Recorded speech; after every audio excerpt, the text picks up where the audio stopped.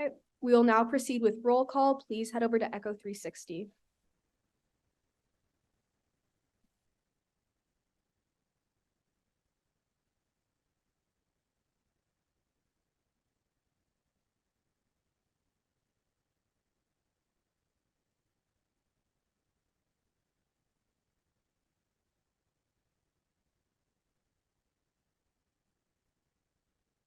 Okay, we'll now move on to the approval of the agenda. So today, as it stands, we have two presentations, one from CASA, one from the Interfraternity and Pan-Hellenic Council Relations. And then we have a motion on the Board of Directors hiring panel, followed by the exec reports. Then we'll have the CASA referendum question, and as well as a motion to establish student rental experience working group. From GNF, we'll have the motion regarding faculty council's account policy. And then from UA, we'll have the Interfraternity and Pan-Hellenic Council Relations motion, as well as the approval of the student mental health policy paper. In the second half of the meeting, which will be next week, we'll have the LTC negotiations as a for discussion item. Is there a mover for this? Councillor Haug, and Councillor Solowski. Okay, are there any objections on this motion? Councillor Liakakos? Seconder? Councillor McDonald, go ahead. Okay, and that is to add the motion regarding building a coalition of on-campus actors to develop a short-term self-reported absence. Are there any questions on adding this to the agenda? Okay, are there any points of debate or objections to adding this to the agenda? Oh, sorry. Are there any objections? Please raise your placard if there are any objections to adding this to the agenda. Okay, if there are none, then this is added. Are there any further amendments to be made to the agenda? Yeah, could I make a small amendment? Yes. It's not so much a change, it's in the presentation 9.b, just to add another name to the speaker list on a presentation. Sure. Listen. We need to vote. Yeah, I think that's fine. Okay. All right. Are there any further amendments to be made? Okay. If there are none, we will now vote. Please head over to Echo 360.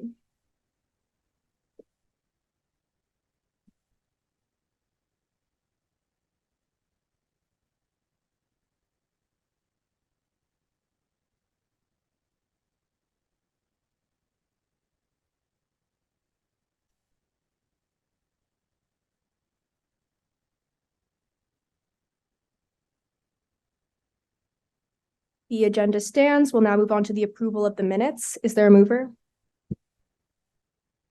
Councillor Liakakos and Councillor Uslis will be our seconder. Are there any points of debate or amendments to be made to the minutes? If there are none, please head over to Echo 360.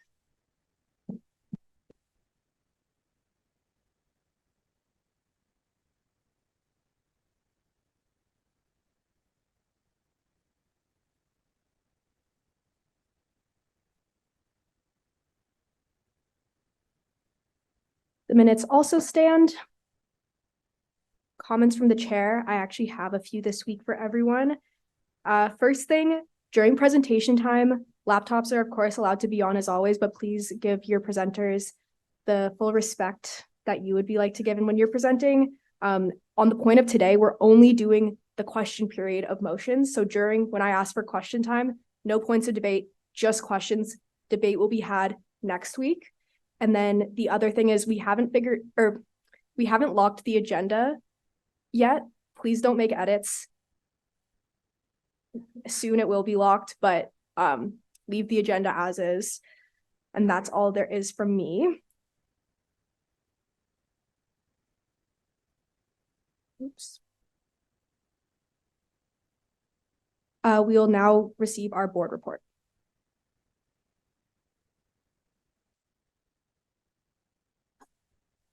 Hi, everyone. Happy Wednesday. I hope you're doing well. I'm Kat. I'm the board chair. It's been a while, but it's nice to see you all.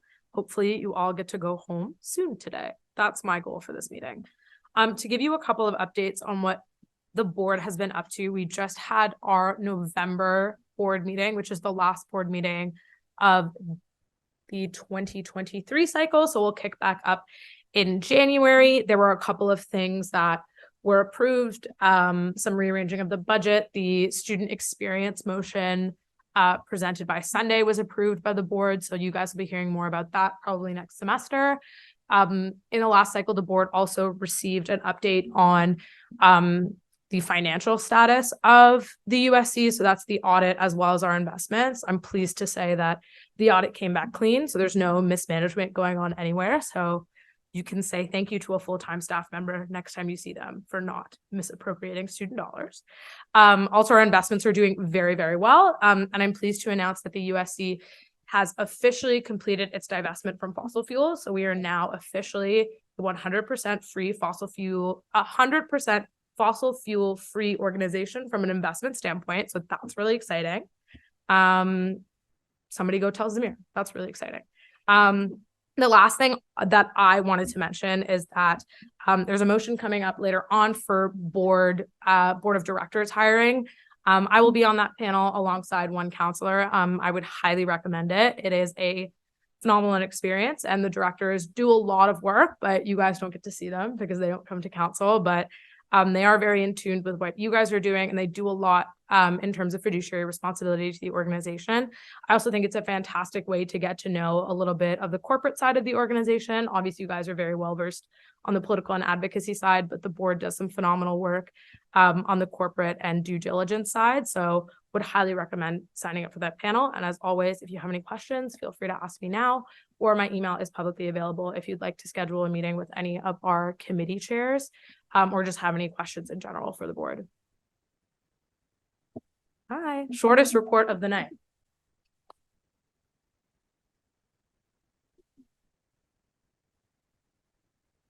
Okay, we'll now proceed with our first presentation, which will be given by Emily. I believe she is on Zoom. Let's see how this goes. Can everyone hear me? Yes. Okay, perfect. I was really worried about this one, but I'm glad we can at least get this portion of tech covered. Bella, am I good to go? Yes. Perfect. Okay, awesome. Hi everyone. I wish I could be giving this presentation in person, but unfortunately I must do my job, and I'm currently at our Federal Advocacy Week alongside CASA, which is very timely considering what I'm going to be talking about. So this is just going to be a brief report on our current membership within, our current membership within the Alliance of Student Associations, and basically why I think that we should consider membership, which we will be discussing later with my motion for referendum question. So just off the top, I'm just going to give a quick overview of CASA. Of course, last council meeting, the executive director of CASA, Wasima, did come and give us a presentation, but this will just be a little bit more of a refresher so everyone remembers where we're at, and as well as what the USC's involvement with CASA has been like in the past, some past concerns that the USC has brought up in terms of CASA, my SWOT analysis, along with the cost and my recommendation on how we should proceed with CASA. So a reminder, the Canadian Alliance of Student Associations is a national, nonpartisan, nonprofit organization that advocates and that represents over 365, that advocates on behalf of students and represents over 365,000 students from 25 member institutions across the country. It was founded in 1995, and its leadership consists of 7 voting members, as well as 2 non-voting members, and is supported by 5 home office staff. Some recent ones that they've been involved in is the removal of interest on the federal portion of student loans, which is a huge deal and is really something that we've been leveraging as a way to try and get the province to do the same. The repayment assistance plans changes, which also came in 2022 in the fall economic statement, which raised the threshold for repayment from $25,000 to $40,000 So graduates need to be making at least $40,000 in order to be required to start repaying their federal portion of the student loans, as well as CASA also was involved in advocating for the CESB during COVID. So I want to start off by talking about why federal advocacy is important for students.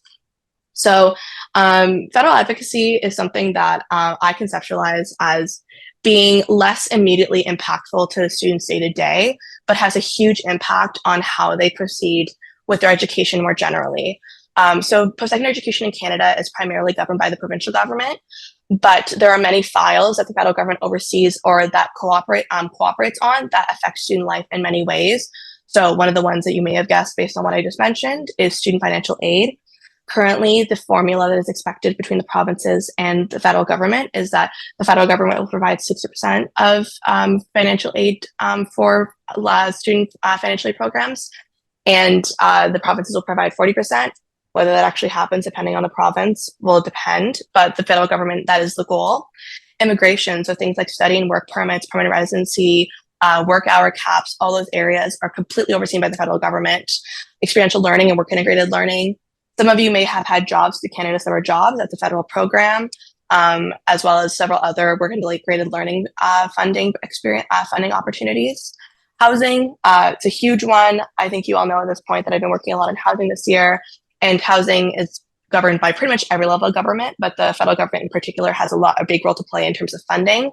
Indigenous students in particular actually is a huge file for the federal government because education is actually considered a treaty right. So while it has many different areas, while everyone has a responsibility to play in terms of reconciliation, the federal government in particular has a huge role to play in terms of Indigenous student education, funding, opportunities, all those types of things. Research funding, whether that be undergraduate or graduate students, that's a huge issue. Mental health and healthcare funding. The federal government often will give $400 million or different packages in order to provide universities with more adequate mental health coverage. Hiring staff, all that type of thing, and copyright, which you might think doesn't affect you, but I will explain more in my exec report why it does affect you, including your access to textbooks and the cost you pay for textbooks. So a brief history of USC membership in CASA. So we're members of CASA as of the mid to late 90s. I couldn't find an exact year, maintained through to 2014. And during that membership, the executives at the time wrote two reports, 2009 report and 2014 report, outlining some concerns they had with the governance of CASA. And I want to say off the top that I think that it's important to underline that there is no such thing as a perfect organization. The USC is not a perfect organization. USC is not a perfect organization. No coalition organization that any will ever be perfect. But there were some concerns that the executives had at the time that they felt were significant enough to bring to board, as well as to eventually leave CASA in 2014.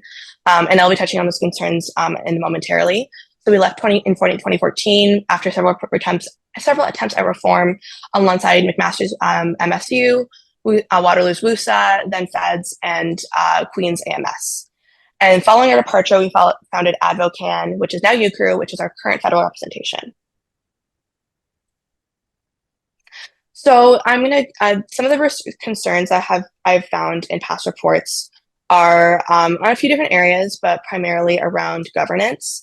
The biggest concern that I would say was reflected in both the 2009 and the 2014 reports was on the one member, one vote structure.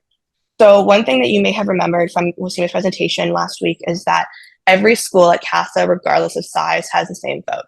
So for example, whether it's University of Alberta, which has around 43,000 students, or St. Francis Xavier, which has about 10,000 students, each of those schools have the same weight in terms of decision making. And this is something that the USC at the time had a lot of concerns around because the USC at the time, I think it was closer to 28,000 students, but was the largest school within CASA, and had concerns that its members' concerns and priorities were not being adequately reflected because of many smaller schools that had an equitable voice to the USC's in decision making. And I will say that I understand why the executives at the time had this concern. If we're thinking purely from a perspective of, the USC has more students, we have that we should have more of a vote. We pay higher fees. That's totally understandable. But I actually think that the one member, one vote system does have benefits for the USC. And I think is healthier for CASA as an organization. So this structure forces much more coalition building and consensus. If the USC and other larger schools were to have a larger voice on the decision-making process, it would mean that smaller schools would most likely routinely not have their concerns being met, which is not healthy for any kind of organization of having one group consistently having their concerns prioritized over others. And also creates an environment where a lot of those schools are going to leave, because if your concerns are consistently not being heard, then you're obviously not going to continue paying membership fees. And I also think it is very healthy for the USC to continuously work with student groups that might not have the exact same population size as us. I've learned a lot from speaking to smaller schools and from hearing the perspectives. And I think that by forcing that kind of consensus decision making, it allows for much more productive conversation for students as a whole. Students might have, there's some concerns that students have across the board, but hearing how a tiny school in Manitoba handles issues or the concerns they have often highlights concerns that students are having at our institutions, but are maybe not as prominent. In the past, the USC has advocated for CASA structure more like USA's, where there's a steering committee where there is a vote from each member school, as well as a proportional system for approving policy. And I would say that in terms of that, I don't think it would function very well. And I already outlined some of my concerns there. But I would also add that the majority of decision making that is made at USA is made by the steering committee, where it is one school, one vote. So all this to say, that was a big concern for USC executives in the past. And I would say that that is no longer a concern that I would consider a priority for us when we're considering our federal advocacy priorities. The next concern that was raised was response to member concerns and interests. At the time, I am not able to find a lot about the structure on this, but they were not very well equipped to be able to talk about what concerns or like have responses to why certain members might have concerns around governance, which came up when the USC had concerns around governance. Based on the structures I can find, I can't find them. Sorry, just a minute. I'm just going to take a drink some water.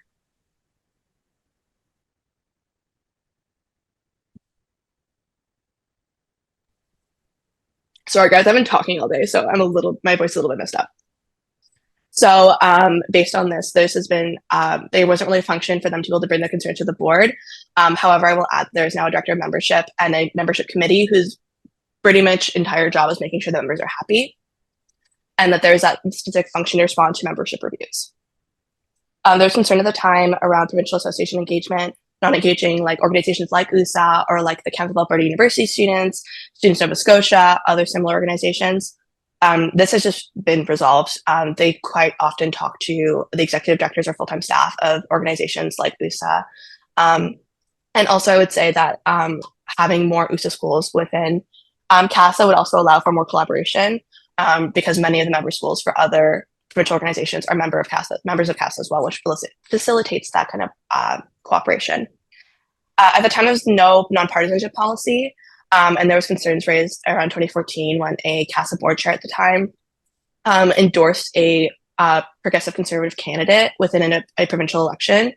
There is now a nonpartisanship policy, so this has been fully resolved. The executive director and chair have limits in terms of what they're allowed to do for partisanship, and cannot be involved partisanly in specific ways. So this has been resolved.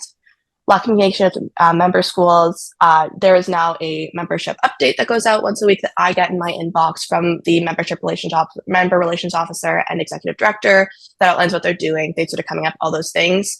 I think that there can always be more communication with member schools, but that's really that's something I think is continuously work in progress of figuring out a way to make sure that everyone's getting the information that they need consistently.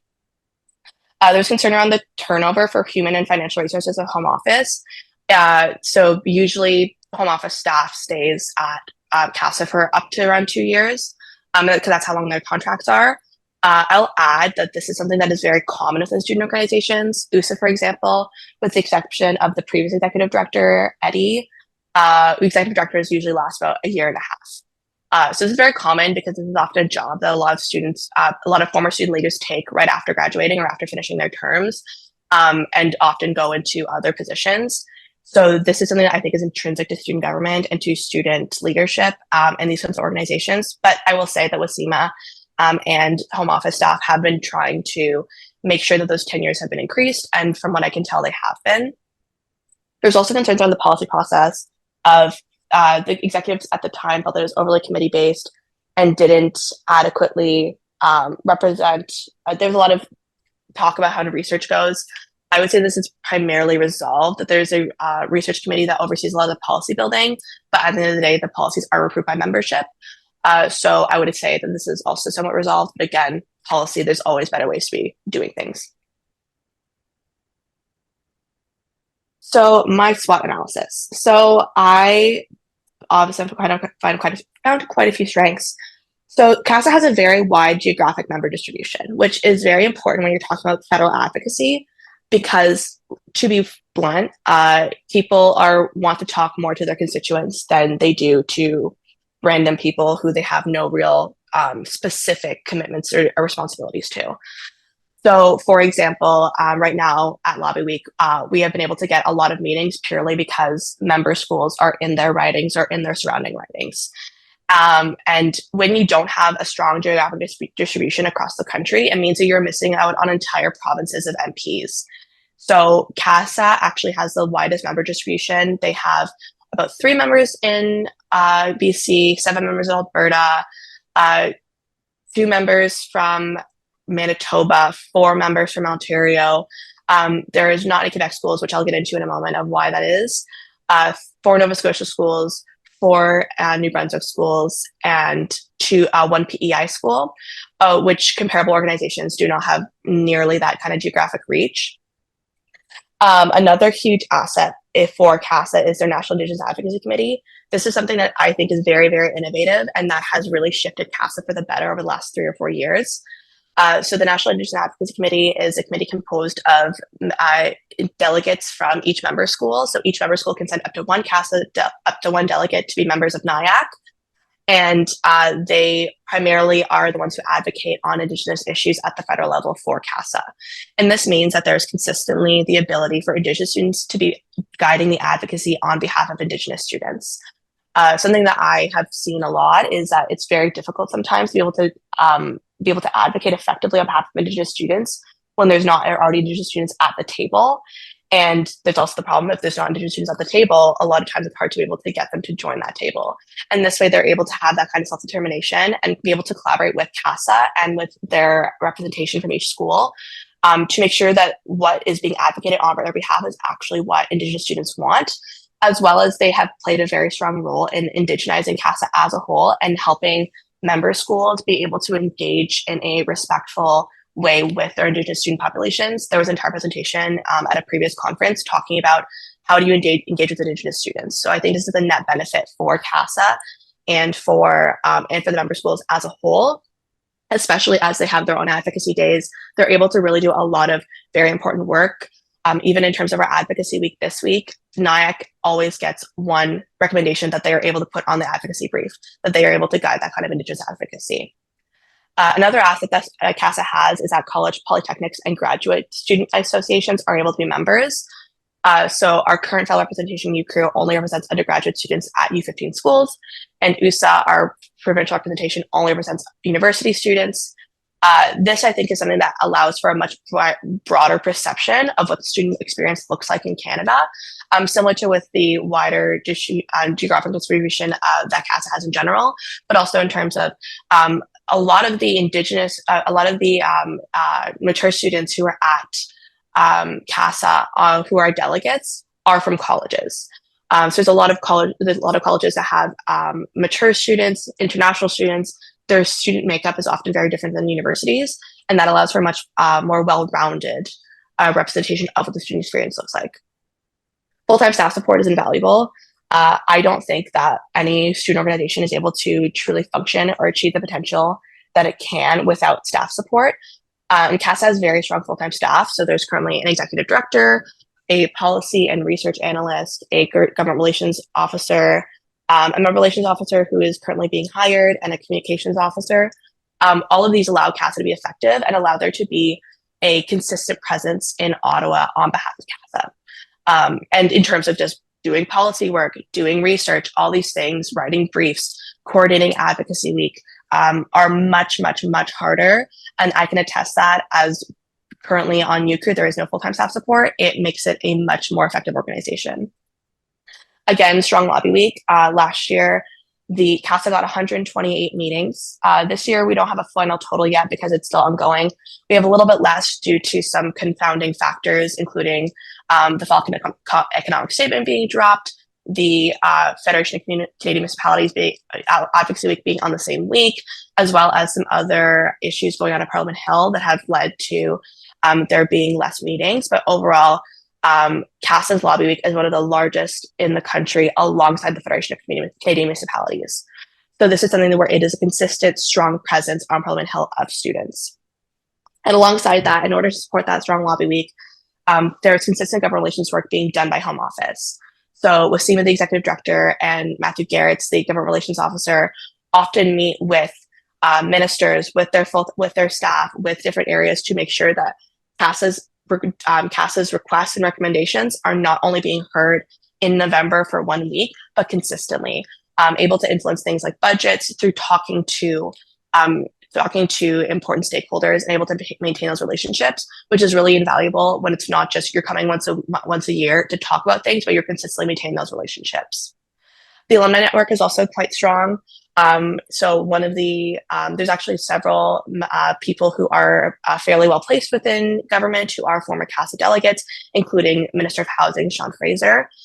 So there's often a lot of connections there, and often they're able to connect with people who are former CASA delegates who see the value of CASA, who are able to connect and be willing to vouch for CASA in different spaces.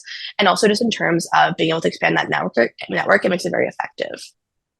Similarly, member development, a big part of CASA is a lot of training in terms of media, like a media training. How do you run a lobby meeting? How do you do different aspects of government relations work that CASA sees? And I will say that the USC is one of the most well-resourced student associations in the country.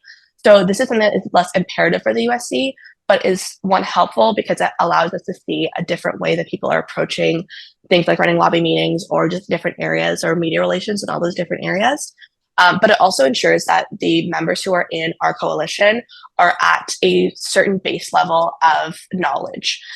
Even talking about things like the political climate, a lot of student leaders in different areas or for different schools that are smaller are not full-time in the way that USC executives are. So this allows them to have that kind of support and make sure that CASA is able to hold a strong front. Easy in, easy out is actually a requirement for the USC in order to join any organization. To leave CASA, all that is required is basically 180 days notice, so that they can get their finances in order. But it is very easy to leave and easy to join, which is very important for student association autonomy. And so this is something that was like an absolute requirement when looking for a federal advocacy organization. I just realized I put NIAC on here twice, so apologies for that. But committee structure, the committees allow for there to be a lot of work done. So each member of the board of directors has a committee that they oversee, whether it's on policy, advocacy, internal reviews, member relations, all these different areas that allow members to get involved and to stay informed of what's going on and to hold their members of the board of directors accountable and to keep that work consistent and help spread that work out amongst membership under the guidance and of both full-time staff and the board of directors.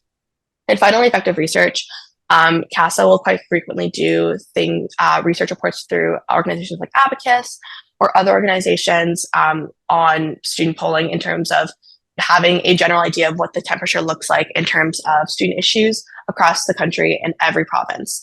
So right now we have packs of reports of talking about what does rent will look like in Ontario, or what does student financial aid or student debt or mental health, all these different areas, so that they have a consistent basis to which it gets an idea of year over year where different areas of advocacy may be required. Some weaknesses. So although that CASA has quite a broad geographic distribution, there is some regional dominance. So you may have noticed that I said that there are 7 Alberta schools. It is the province with the most amount of schools in CASA. And there's also quite a few Atlantic schools. So I think it's about 7 or 8 Atlantic schools off the top of my head and 7 Alberta schools. So this means that over the last 5 years, 3 board chairs have been from Alberta and 2 have been from Nova Scotia. Even now, most of the members of the board are from either the Atlantic or Alberta, with the exception of the secretary being from University of Manitoba. But I think it's also important to keep in mind with this being knowledge is that that's also because those are 2 of the biggest regions in which CASA exists. There's only 3 BC schools, as I mentioned, 2 Manitoba schools, and 4 Ontario schools, which sounds like a lot, but compared to the amount of schools there are in Ontario, is actually quite small. So it makes it so that those are just the regions that tend to have the most members. And I believe that if and when more Ontario schools join, that this may shift, so there will be a little bit less of this dominance. Like I mentioned, there's a lack of Ontario schools. So right now there are 3 colleges that are members of CASA from Ontario. So there's Centennial College, Conestoga, and Sheridan, and then 1 university, which is Trent Durham. So there's not a lot of Ontario schools right now, partially because several of them left when the USC left about 10 years ago. But again, there are a lot of observers right now, which I will get into a little bit later in the opportunities section. 5 of which are Ontario schools, several of which are USA schools, including McMaster and Brock. So as this continues to shift, I believe that if and when more Ontario schools join, that this will be less of a problem, and especially as we have existing relationships with many of those schools. Lack of guaranteed board seat, and I say this because at both USA and UCRU, there is always a member of each member of the student group on the board of directors. And frankly, like, I understand why that's not the case at CASA, because a board of directors of 25 people is not able to be effective. But that is something worth keeping in mind, that this is something the USC is used to. I will, however, say that because the USC is one of the largest student unions within CASA, if we were to join, and because we do tend to have more capacity, we are one of the few schools that have our executives as full-time, that it is likely that if and when the USC joins, that we will be likely to maintain board seats quite often, and that we will be likely to be able to fulfill those kinds of responsibilities. And college, polytechnic, and graduate student membership. So I see this wider membership category as a double-edged sword, because it means that you have more people and greater diversity of experiences. It also means sometimes you'll have conflicting priorities. But again, this is something that is inherent with any kind of coalition. You're not going to agree with everyone all the time. And so it's just something that's worth keeping in mind moving forward. Opportunities. So there's a very strong name recognition on Parliament Hill. When they're talking about student issues, CASA is one of the first organizations they will call. CASA regularly speaks at committees. They've spoken at the Committee on Indigenous Northern Affairs, spoken at the, I cannot remember what it's called for, but HESA, many committees that allow for CASA to testify specifically on specific bills or specific issues, and to present their concerns on specific areas. And so having the strong recognition and having people who know what CASA is really important, because it also really creates a level of trust and belief in what CASA is talking about. Partnership with UEQ. So the post-secondary landscape in Quebec is very, very, very different than the rest of the country because of the existence of things like CEGEP, and of several of funding structures, all these different things, which makes it really hard for organizations to maintain a presence in Quebec. But to help get around this, the UEQ, which is the Union Étudiante du Québec, or the Quebec Students Union, has a partnership with CASA for the last 6 years that has just been renewed, that UEQ and CASA do a joint lobby week. They attend each other's conferences, and they get a guaranteed specific ask for lobby week. They don't sit on each other's boards, they can't vote, but there is a collaboration there to ensure that there is a united student voice in Ottawa, speaking on behalf of students. And this also gives CASA more access to Quebec MPs who might normally not meet with an organization that doesn't have any members in Quebec, as I alluded to earlier, especially with members of the Bloc Québécois. There's also collaboration with provincial advocacy organizations, as I touched on, in terms of our concerns have been resolved. They speak with Students in Nova Scotia, the New Brunswick Student Alliance, USA, Alliance of BC Students, the Council of Alberta University Students, all these different organizations very frequently, which allows there to be a united perspective on issues.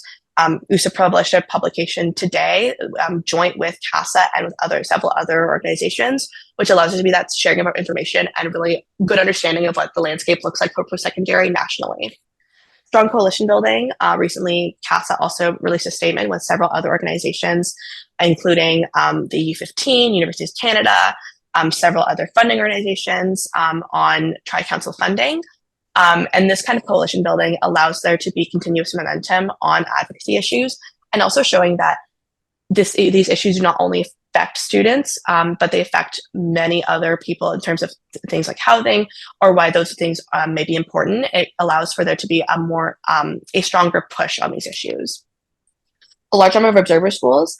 As of right now, there are 14 observers at CASA, which is the most that they've had in a very long time. And now that probably not all of those members, all of those observers will become members, but this is a quite promising area for CASA, that CASA has been improving its name recognition, and I think speaks to that strong name recognition, including having met with the Prime Minister last year during Lobby Week, which allows a lot of student unions to want to join and to see the value in CASA, and to hopefully increase the number of member schools so that CASA can be even more effective. Again, creating a united student voice. By the more schools that join CASA, the more schools that are being represented by CASA, it allows, it is creating so that there is more and more students who CASA is able to say that they're advocating on behalf of, which become more and more convincing to decision makers.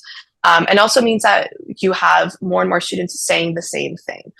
When you have a fractured student movement, it means that people are advocating on either different things or slightly different things, and it means that people are not always able to be as receptive, as opposed to similar with coalition building. If you have everyone saying the same thing, it becomes more and more clear what the decision should be. And again, as there are currently 3 U15 schools that are members of CASA, so that's University of Alberta, University of Calgary, and University of Manitoba. There are currently 3 observers at CASA that are observers. So that's Western, McMaster, U of T, actually known as 4, and Dalhousie. And as it continues to grow, the partnership with U15, I believe, will continue to be more and more strong, especially as a lot of the U15 are in Ontario. Threats. So along with the positive aspects of having rapid growth, it also means that CASA is likely to change quite quickly in terms of its membership, in terms of dynamics within membership, and within kind of coalitions, all those things, which might cause some members to leave. I will say that I don't know of anything that would be considered a risk of that currently, but it is something that's worth keeping in mind. Again, as long as CASA continues to balance those member interests, I think that it will continue to be the best option for student unions across the country. But it is something that is worth keeping in mind, depending on how that proceeds. And a lack of student-large consultation. So sorry. A lot of times, there's not an emphasis placed on how to do student-large consultations. So schools with less resources may not be as well equipped to be able to speak to their students about the issues that they're facing. But I believe that if CASA improves this and really emphasizes on talking to your students, especially for schools that may not have the resources to do that, I think it will help improve and make sure that CASA's policy continues to be member-driven and student-driven. Cost. So of course, an important factor in this is cost. So CASA, as you might have noticed last time, it has a fee cap, kind of partial to the one member, one vote system. So Since we have more than 20,000 full-time equivalency students, we would be what's called a cap school. And the cap school fee right now is about $63,582, which is about $2.34 per full-time student. The 2024-2025 fees will be set in March, but will be approximately equivalent to CPI in terms of the increase. So the fee that I'm proposing is $2.44 to allow for CPI for next year, and also from a budget flexibility in order to be able to bring an IAC delegate to conferences, because I believe that is something that is really important, that if we're going to join this, that we should do this properly and make sure that we are bringing an Indigenous student representative to our conferences and able to effectively advocate alongside them. So all this to say, my recommendations based on the last about 8 to 9 months of observership that I've observed is that the USC should conduct a referendum on joining CASA. If successful, the USC should present a report to council following its first full year of membership, outline the strengths and weaknesses of the partnership, and continuing to evaluate organizational fit. This is something that I don't think that we should leave CASA the immediate year after we join, just in terms of both CASA's stability and ours. But I think it's important because we've had those concerns in the past that we continue to evaluate, that we continue to consider, and be very critical of any organization that we're part of. Sorry, I'm wrapping it up, I promise. And then also that we should continue to evaluate on a biannual basis. If the referendum is successful, I think that the USC should terminate its membership in UCAR at the end of the 2023-2024 academic year, as it is not currently an effective advocate on behalf of Western students. And questions?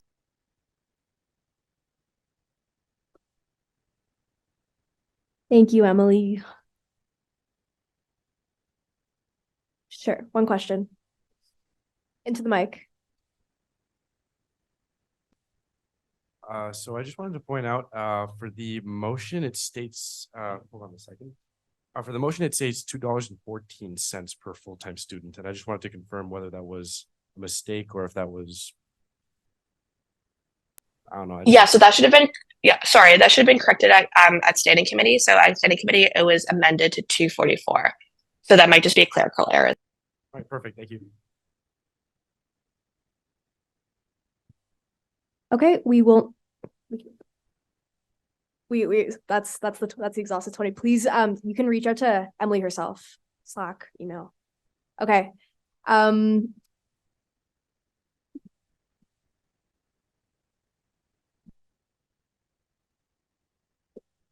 Okay, we'll now move on to our next presentation.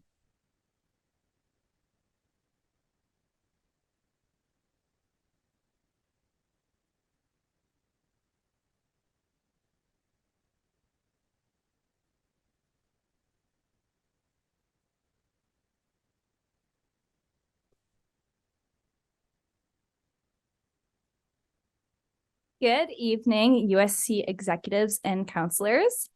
My name is Elise Eckenswiller, and for this past year, I had the privilege of serving as Alpha Phi's chapter president. Both myself and my vice president of diversity, equity, and inclusion, Rika, are going to be speaking on behalf of Alpha Phi, and we are so grateful to speak to USC on how sororities are an important part of the makeup of our student body. So while my sorority life has been an important part of the makeup of the trajectory of my past few years and is an integral part of my identity, I am a student first. I am a fourth-year honors specialization political science student who, like many of you, has found her second home here at Western. So I'd like to start this up with a couple of statistics about our country. Canada is an advanced democracy, yet we are ranked 63rd in the world for women's representation in political leadership. 51% of our population are women, but yet we only make up 30% of the legislative bodies. Women deserve an environment that fosters leadership development and recognizes that young women are change makers and a voice worth hearing. Alpha Phi was founded in 1872 in Syracuse University. Coincidentally, this was also the year that women were first allowed to be admitted into Canadian universities.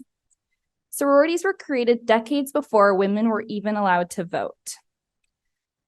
These young and courageous women set a precedent in the feminist movement and fought for women's place in post-secondary institutions.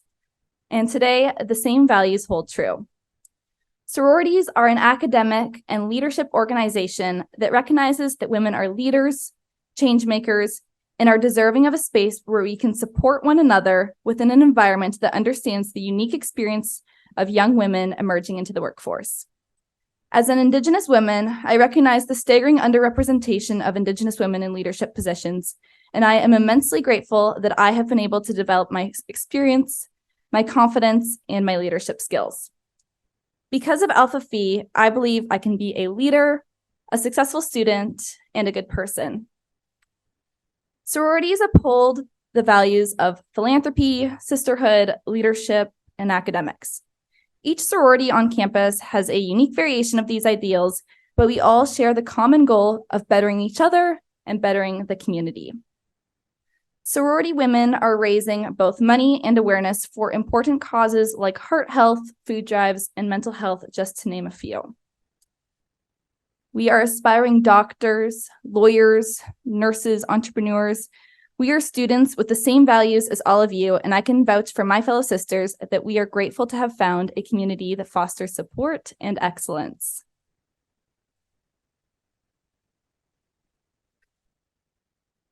Inclusivity, accessibility, and equitability represent important values for Alpha Phi and other sororities on our campus. Significant strides have been taken to cultivate an environment within Alpha Phi that fosters a sense of belonging for every member and potential member, irrespective of their socioeconomic status, gender, religion, or sexuality.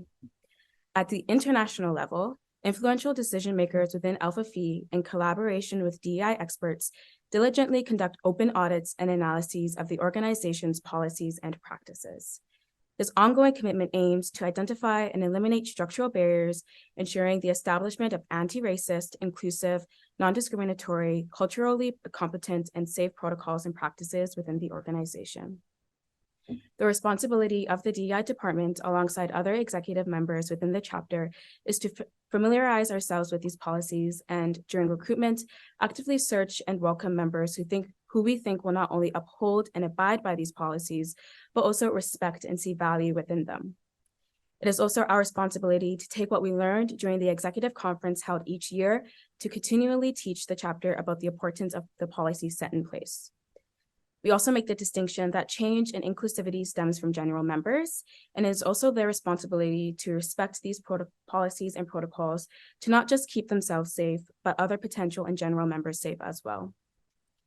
While we do teach the chapter, we also recognize that continuous learning and growth are integral to understanding diversity, equity, inclusion, and associated subjects. And we are actively encouraged by International to seek guidance from DEI experts either on campus, provided by Alpha Phi International, or other DEI provincial organizations. Through these concerted efforts, Alpha Phi strives to uphold a standard of excellence in fostering an environment that is not only welcoming, but actively promotes diversity, equity, and inclusion. Thank you, Rika, for your added value, both today and on Alpha Phi's executive team. So both the USC and sororities believe that there should be student opportunities to grow as leaders, thinkers, and creators outside of the classroom. It is the mission of sororities to uphold the same vision written in the USC Charter. The University Student Council has the power and the resources to enhance the quality of life for all students on campus and allow us as students the opportunity to engage with and receive support from the USC. I could not agree with the mission of the USC more, but I want to stress that sororities are worthy of being included in this vision. Each sorority has over 130 women making up their chapter, and we are all students who want to feel like our impact matters in the greater Western community. We have ample gratitude for our community, and we would benefit greatly by having access to USC resources to continue our goal to create an inclusive, educational, and charitable leadership organization for the women of our student body. Thank you so much for your time.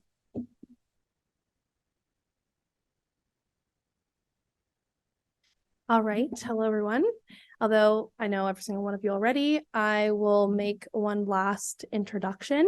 My name is Sophia, and I'm a fourth-year political science student. I'm the president of social science, as well as the chief operating officer on the Panhellenic Council and an executive member along with Rika and Elise on Alpha Phi.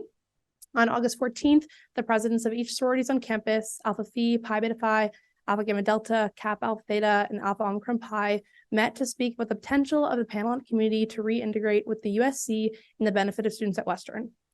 Our report and reflection speaks for every sorority on campus and the Panhellenic Council. The Panhellenic Council is the governing body of sororities at Western that uphold democratic bylaws, rules, and policies that are referenced for recruitment, philanthropic events, and the everyday proceedings to protect the students who are members of Western sororities. Since 2021, the USC voted to remove rentals for all Greek organizations, advertising on campus for fraternities, and Panhellenic and interfraternity representatives from the USC meetings as a resource member. At the same time, the USC also voted to meet consistently with representatives from Panhellenic and fraternal organizations, as well as equipped both groups of organizations with resources for ASGBV. Since 2021, the USC has not upheld either of these motions. For 2 cycles of USC leadership, the Panhellenic Council has not been contacted and communication has not been fulfilled with any sorority president. Months after the motion, former USC President Zamir Fakhrani contacted each president with ASGBV resources, and none of the resources were used, and subsequently opened the student body, where a Gazette article was written citing that no sorority representatives had expressed interest in the resources set out for them. However, Zamir did not contact a single active representative or the Panhellenic Council using emails that had been out of use or had belonged to people who had graduated. The USC's failure to communicate with sorority representatives reflected on a lack of accountability to both 500 female or gender nonconforming students at Western and a lack of accountability to the USC Council, who voted for both resources and communication. After the USC failed to fulfill this need for students, individual sororities had to seek out support from Western University for student support and resources. In 2022, Alpha Phi had the coordinator of gender-based and sexual violence prevention from Western University come to equip 125 Western undergraduate female and gender nonconforming individuals with both the education and the tools to address sexual and protection issues, along with the tools to protect ourselves on campus. To outline our concerns and conversations, members of sororities are first and foremost students. Our education is what binds us together, and it's what makes any of these organizations who they are. The founding of these organizations or women were first allowed on university campuses, and we wouldn't be here without the women and gender nonconforming individuals in higher education. Members of our organizations are SOFs, they're senators, they're leaders on clubs, they're faculty presidents, they're staff or volunteers of the USC, and they're representative of every student group on campus. As female and gender nonconforming led organizations, we find value in making safe spaces in London and spaces to foster leadership opportunities for one another. Reflective of this is the call for Brescia students to have safe spaces on campus for women and gender nonconforming students. And as an individual, I can say that I feel that every day with Alpha Phi and the support of Panhellenic members. These Panhellenic organizations are held to strict compliance of governance, guided by bylaws, policies, and high standards of safety. While a presence on campus would allow us to have chapter meetings, follow through with our governance, and continue to raise money for philanthropies in Canada and America, above all this, a presence on campus means resources for our members and support for our group of students, fulfilling the mission and the vision and the values of the USC. Thank you. Hello, everybody.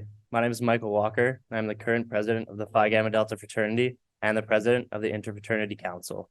Today, I'm speaking on behalf of the 7 fraternities that make up the IFC. Firstly, I'd like to start by giving an anecdotal story to tell you guys how Greek life has affected me as a Western University student. In 2020, I began my first year of kinesiology at Western.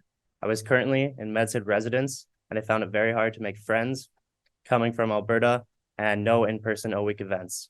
Although the O-Week events were great over Zoom, I found that after they had happened, it was difficult for me to make friends on my floor and in other places at Western when all my classes were online.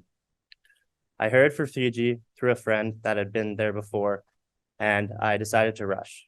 Essentially, rushing is the brief 1-week period where you try and join the fraternity. At this time, it was completely over Zoom, and every single recruitment event was done online. I think this addresses the preconceived notions that fraternity recruitment is a very negative experience and we just have parties. I can confidently say that this is not what our fraternity recruitment is about. Our events are about finding new people that we can give new opportunities to, and I'm happily a member of my fraternity. One thing I'd also like to address is diversity and inclusion within fraternities. Right now, we are currently trying to include as many people as possible in our recruitment events, but it's very difficult because of the preconceived stereotypes of fraternities. Right now, we have people that are coming to Western and already trying to join. But with your help and reuniting with the USC, we can bring other people on campus and give them all the opportunities that we have. I'd also like to point out that all the fraternities of the IFC are very philanthropic driven. In the last year, the 7 fraternities have raised over $25,000 for philanthropic initiatives. Another anecdotal story is a member of my chapter, Phi Gamma Delta, Austin Burlett, took his own life in 2011. Since then, my fraternity has chaired the Austin Burlett Camp Out for Mental Health. Essentially what this is a conference trying to raise money for satellite services and crisis counseling at Western during the exam season. During this time, the USC and Western unfortunately does not offer counsel and crisis services, so we try and raise money so all Western students can have these opportunities and receive these services. Thank you.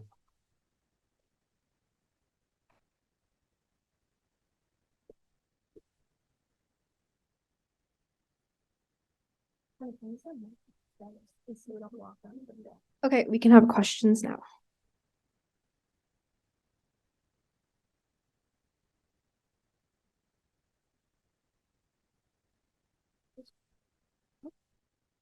Okay, if there are no questions, then we will move on to our motions. Thank you. Thanks so much.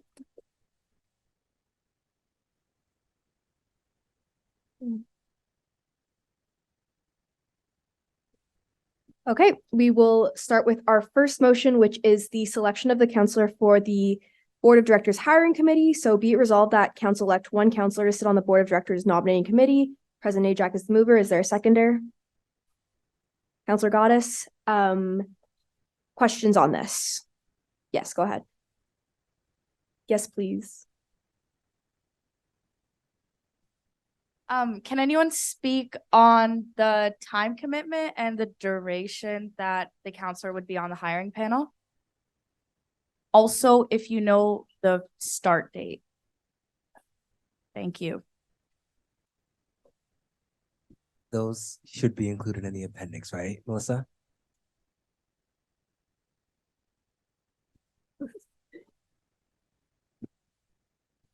Go for it. If you want me to give the quick rundown, you would be participating in interviews that would take place between January 15th and 19th. Okay. So that's it's the second week back after the break. You would receive the kind of application packages the first week back. Thank you. Okay, further questions? All right, since this is a procedural motion, this will be the one motion for today that we do a debate period and voting on. So now we'll move into the debate period where I'll also accept nominations from the floor. Yes, go ahead. Councilor Uskis. I would like to, I can't tell if it's working. I would like to nominate, Counselor Kermack. Counselor Kermack, yeah. Okay, further nominate. Do you accept? Okay, cool.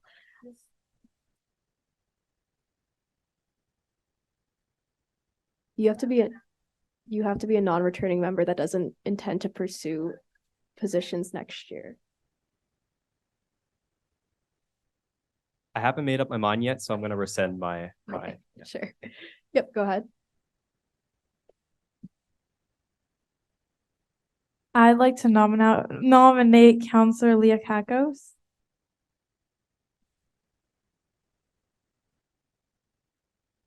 I'll accept.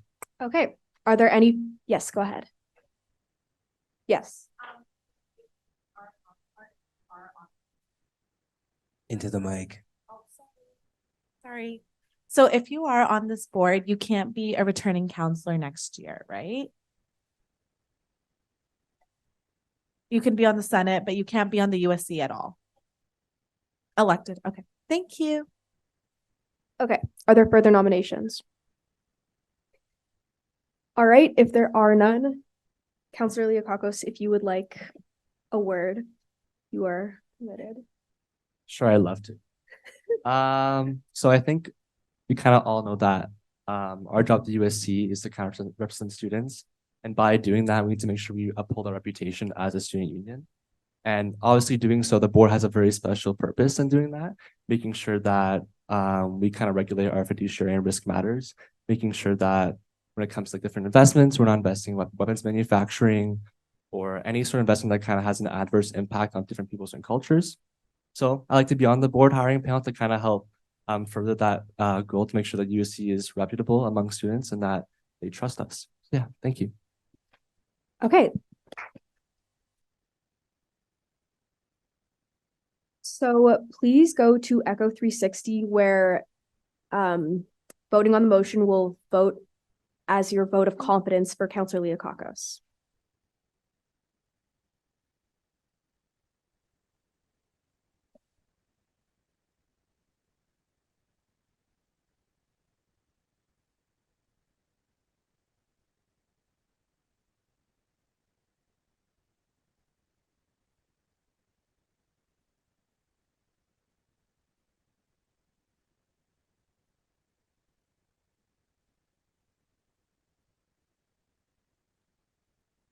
Congratulations, you have been elected with full confidence.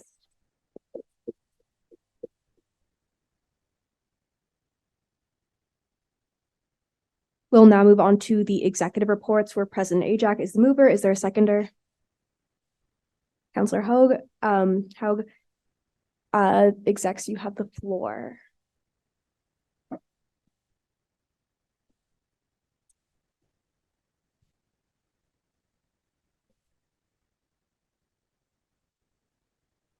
Hello, Council. How you all doing? So, November was a great month. If there's any Sagittarius in the room, it is your season. I am a Sag myself as well. My birthday is actually the next council meeting, so I expect cake. I expect cake, Bella. Yeah, I do. I very much do. Oh, that's me? Okay. Well, I guess that's me then. Anyways, so some things I want to talk about. So to start us off, I will be super quick. The Provost Advisory Committee for the Brescia merger was kicked off on Friday, October 27th. We are currently in the developing stages for the guiding principles for course offerings as students begin to choose if they will be switching to main campus, Huron, or Kings. Also, does everyone know about this committee? I talked about it last council meeting. Good, cool. So currently, programs are being decided which faculty that they will reside under. An example would be nutrition will fit under health sciences or health studies. Sorry about that. And we are currently also working on transition packages for all Brescia students with information on available on and off campus supports. Additionally, Brescia specific student supports within the student experience portfolio to connect with students to the assistance that they need. Brescia clubs are en route to be accepted into the USC on a 1-year grace period per ratification. And that pretty much wraps up that as it currently stands. We meet every week, so things move pretty quickly with this advisory committee. So any questions on anything I just mentioned? I think I'll take questions at the end. That might be a little smarter. Okay. Moving forward to the USA General Assembly. If Emily is still actually online, I'll let her speak a little bit closer to that. So from Thursday, October 26th to Sunday, October 29th, me, Emily, and Maria took the delegates that you all elected to Waterloo for the General Assembly on the academic year. I won't say too much about that because at the same time, campus was experiencing a lot of tension. So I was traveling back and forth from Waterloo to London to help out on main campus, also helping out at USA, but I'll let Emily and Maria speak a little bit more on that. So something that's fun. So we are kicked off actually yesterday, second chance a week. I will be really brief because I know Meredith wants to speak really deeply about this one. So the entirety of this, we know that there is a large population of students on campus that did not get the chance to enjoy a 100% capacity orientation week. If you're in third or fourth year, some of you may be sitting here today. So one of the amazing things that me and Meredith wanted to do was give those students a chance to enjoy their O week, but more importantly, the staple events that really make O week what it is. So this week, starting yesterday, we had Beer Fest, Sex Story Bingo, Savio the Hypnotist, and then we have our finale concert tomorrow, which is Nav. But I'll leave it there and I'll let Meredith talk a little bit deeper on that. Going forward to some general updates, the committee that I was speaking about last council meeting, the West Committee. So that's Western's Entrepreneurship Steering Team. This is in my collaboration with the Morissette Institute for Entrepreneurship. We're currently working on the launch of the Entrepreneurship Building for fall 2024. And I left inherently the name of the official student business initiative because I do not have it yet. And if you guys have any ideas on a cool acronym, if you're really good at making acronyms, send me a message on Slack. Okay, moving forward. So Western Advocacy Day. So me and Emily traveled to Ottawa to attend Western's Federal Advocacy Day to meet with some of the federal minister's staff alongside with Western administration, Alan Shepard, Florentine, I can't say her last name, Florentine, the provost, and Peter White. We also met with CUSA, so that's Carleton on University Student Association, to broach topics on advocacy, organizational structure, et cetera, and Emily could talk a little bit deeper on that. We also had our Remembrance Day ceremony hosted in McKellar Theater with the help of Councillor Kermack, who recited Flanders Field really, really well. Councillor McDonald, who obviously always sings the national anthem really well as well. Actually, yeah, let's give him a round of applause. Great job, guys.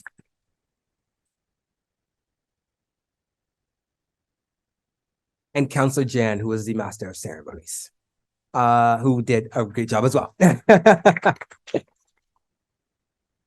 job.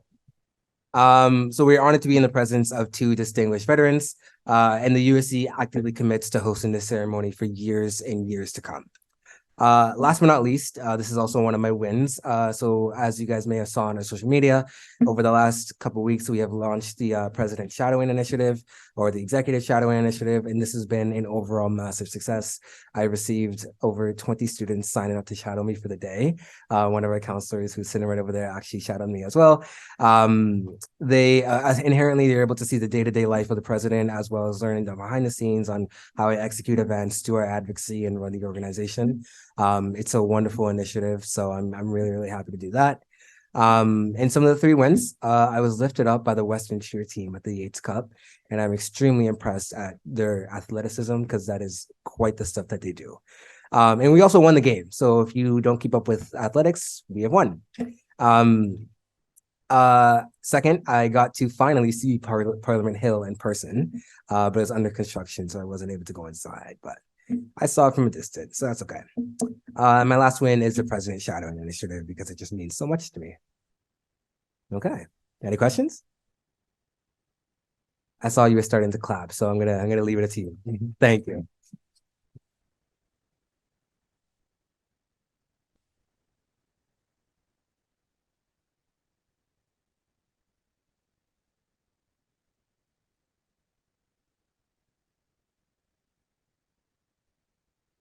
I lifted my placard, but Sunday couldn't see me. Can I ask a quick question? 100%. My question is, do you know if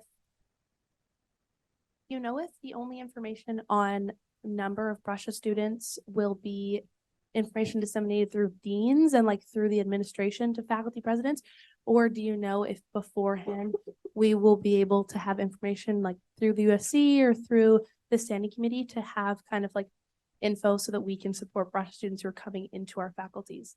Yeah, totally. So they don't have the current enrollment numbers yet on projected students coming to go. I think they give students a really, really long time to decide. Currently, me and Matangi sit on the committee and they give us updates as they come. My projection is by the January council meeting, we might have a little bit more clear of an answer. Okay, thank you. Thanks. Okay, hi everyone. I'll be giving my updates. So for completed is the mental health policy paper we're going to be talking about later today. I had a meeting with hospitality on kosher and halal food, and today I had a joint meeting with hospitality and Western Halal. It was a great meeting. I'm hoping to give more concrete updates next meeting. I attended USC with Emily. I was in charge of all the delegates, and I attended AGM and passed policy papers. I believe 2 or 3 of my amendments passed on that. This month, I'm going to be bringing last month, VP Academic Roundtable, I was able to send them what the Senate Working Group is working on and kind of collect that feedback. This month, I was part of 2 EDI meetings, so the USC committee EDI meeting and the EDID on Western admin side. So currently they're working on a survey, so I'm on their committee group to make sure it, from that student perspective, that it's understandable and they're kind of conveying information correctly. This month I also worked with Western International, so this week's International Week actually, and I was helping with the kickoff cultural show on Monday. I was able to give a few words as that was a collaboration between the USC and Western International. I completed a guide for multi-faith rooms, so I've gotten a few questions from counselors. They're hoping, or they're hearing from their students to have more multi-faith rooms, and my team was able to kind of come up with a guide, and I can share that in the Slack after the meeting. But in your building, if you're looking for a room, you can kind of follow this guide and figure out if a room is available within your faculty building. And then I can also work with the EDI office to kind of like make sure, like, you know, a phone is there, there's a window, like things like that. So if you guys are interested in that, also reach out. My student experience coordinator conducted consultations with Jen Spectrum, and he's hoping to do Pride USC soon. So he's just collecting feedback. I know a few council meetings ago, we had discussions about possibly like having a policy paper or stance when it comes to LGBTQ students and those students on this campus. So we're kind of just conducting consultations to see if it could be a policy paper. We do still have space to do that, or if it's like a stance to ensure any issues or concerns are addressed. My wellness equity coordinator met with Western Student Experience. I know they reached out to the presidents on their advisory committee. So we kind of just met up. So they have an advisory committee and we have like an advocacy committee. So the difference between that is we fill the gaps. They kind of like guide us how to do that. So we had a meeting with them. So for ongoing, free the dot. So currently I'm still collecting feedback. We're up to 360 responses. So if you haven't filled out the survey, keep doing so. And I'm just collecting that data to kind of build a report to bring it back to Provost Florentine. So the whole reason I'm doing this is to make sure we kind of get machines in all washrooms. That's my goal this year. And she's kind of looking for that student feedback to kind of give the yes before I can even start advocating for it to be in all washrooms. So that data just kind of is like evidence to be like every student kind of wants this in every washroom. So if you haven't filled this survey out, please do so. And you will be seeing some collaboration with a club called Boost Her. I am still doing bi-weekly check-ins with the EDI office. Like I said, I worked on like a multi-faith room guide, and I'm just working on a lot of other things that, just to make sure we're on the same page when it comes to Western as well. For ongoing, my academic coordinator, we're planning a career summit that will hopefully be in January next semester. We were able to collaborate with Careers and Experience, so we had a meeting with them. And then she and our student appeals coordinator are both doing a video collaboration. It's going to be like an academic offense versus appeal video, kind of like a Goose Talk style, but like we're putting a UA twist on it. And then my student appeals coordinator. So our committee is complete, training is complete. The only thing is left is for students to kind of use them and then get to the ombuds office. So we're going to be promoting the link a lot because now is when students realize their grades are coming back and they want to kind of appeal for it. So that's where kind of the committee comes in. And then upcoming, there's going to be a lot of accessibility collaboration with the EDI office and student experience. I mentioned Career Summit, video collaboration, and hopefully an ASL event on December 4th. And then my 3 wins for this month was attending the 1975 concert, speaking at Western International, and driving a Jeep full of delegates to USA. So that's all. Thank you.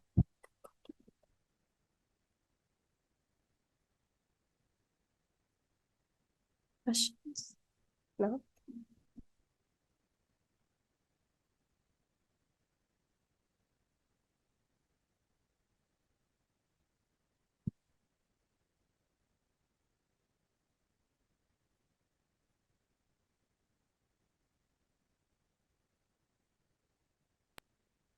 Bella, am I good to go? You're good to go.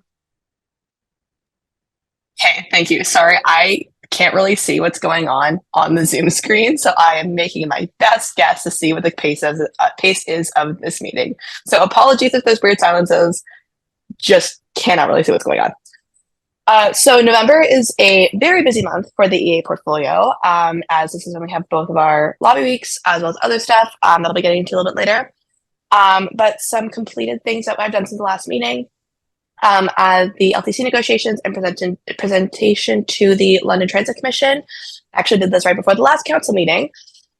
So with the bus passes that the USC negotiates for full-time students alongside SOGS, Society of Graduate Students, and Franchise Student Union. We are currently in a negotiation year, and the negotiations are being led by, were led by our senior manager of IT at the USC on our side.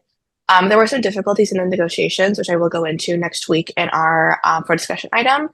But following that and following some concerns that came up, I spoke alongside the Franchise Student Union president, Stefan Savia, to the commission, speaking about some of what our concerns were. The commission, based on our discussion, decided to put forward a vote that would require the LTC to begin negotiations earlier. So they would begin negotiations for the next contract in April 2026. Negotiations for this contract were a little bit later than that. So basically, to make sure that the executives and full-time staff at the time will be able to effectively negotiate and come to an agreement with LTC between our timelines and theirs. Just because with certain increases, since it's a collective agreement for SOGS, Fanshawe, and us, if any of us are required a referendum, and if that referendum were to fail, that could jeopardize the whole agreement. So making sure that we're able to get things in on time. So I will go into that next week, but that's a bit of an overview. Sunday, Maria touched on this already a little bit, but we had our USC General Assembly from October 26th to 29th. We passed papers on student health and wellness, rural and northern students, and housing, transit, and community development. It is also USC's AGM, so we approved our audit reports. I gave reports alongside the rest of the executive team at USA. To be clear, the USA executive team, so the president, the VP, HR, and administration, as well as myself, VP Finance, and as well as continuing to do the consultations on all these papers. The fall economic statement for the provincial fall economic statement was also released on November 2nd. This is basically a mid-year report on the state of the economy. It's also sometimes called a mini budget because it will sometimes include new program and funding announcements. I was invited to an embargo technical briefing by the Deputy Minister of Finance, which was very cool. A lot of the announcements are not super duper relevant to students, but the one that I would say is most relevant is since the fall economic statement needs to be passed as legislation, they often will pass other legislation changes alongside the fall economic statement. And one of these is a change to the Ministry of Training, Colleges and Universities Act, which governs universities and governs the Ministry of Colleges and Universities in terms of OSAP default legislation. So based on my reading and the reading of our full-time staff, this would change the requirements in terms of what the provincial government is required to do if a borrower is in default. I'm going to be speaking to the MCU to gain better clarity around this, to see what this means for students who are in default. But that is one of the changes that's being proposed. As Sunday mentioned, we had our Western Federal Lobby Day reception on November 6th. So I attended alongside Sunday. We engaged, there are several Western and upper administration that were there, including Dr. Alan Shepard, our provost, Florentine Shelchek, and several other upper admin. And alongside some staffers for various ministers and alumni, sometimes who were both. And that was a great opportunity for people to engage with, including our MP, Peter Fredriscatos, who were all able to discuss, get to know each other and provide some relationship building. We also met the Carleton University Students Association, who are situated in Ottawa, of course. So we met with staff, executives, and other members of CUSA to discuss advocacy approach and share best practices for governance. We talked about how our advocacy structure works at the USC. And I will say, not to toot our own horn, but I will say that they did say that based on their environmental scan, that the USC is one of the strongest advocacy student associations in the country. So I felt very good about that. So hopefully that can continue with our strong advocacy priorities and our strong advocacy approach. But we also are able to help strengthen CUSA as strengthening other student unions is important for strengthening student movements as a whole. Provincial budget submission. So you've all approved my provincial budget submission. I have met with MPPs Kern-Hans and Sattler. I had a great conversation with them around our priorities and what we're wanting to see in the next budget. They're very receptive. We also had our provincial budget consultation November 9th. which means I had to go to St. Thomas to deliver an in-person presentation, which was very cool. So I had 3 minutes to speak on our priorities, which, if you remember, are removing interest on OSAP, funding for on the campus climate survey and GBSV offices, as well as incentivizing purpose-built rentals. And I will also be submitting these priorities in a written format through the written submission portal before the January deadline. I also met with the executive director of CASA, so you would have all met with Seema last week.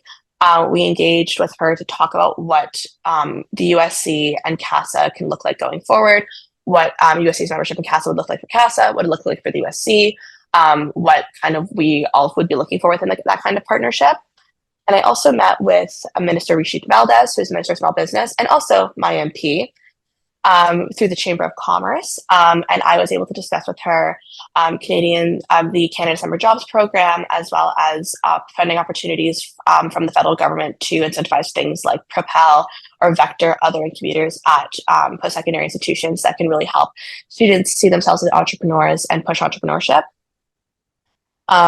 It's not on here because I didn't know it was coming out at this point, but the Blue Room Panel report has also come out, which I haven't talked a lot about, but it is a very important report for universities, looking at the financial sustainability of the university sector in Ontario.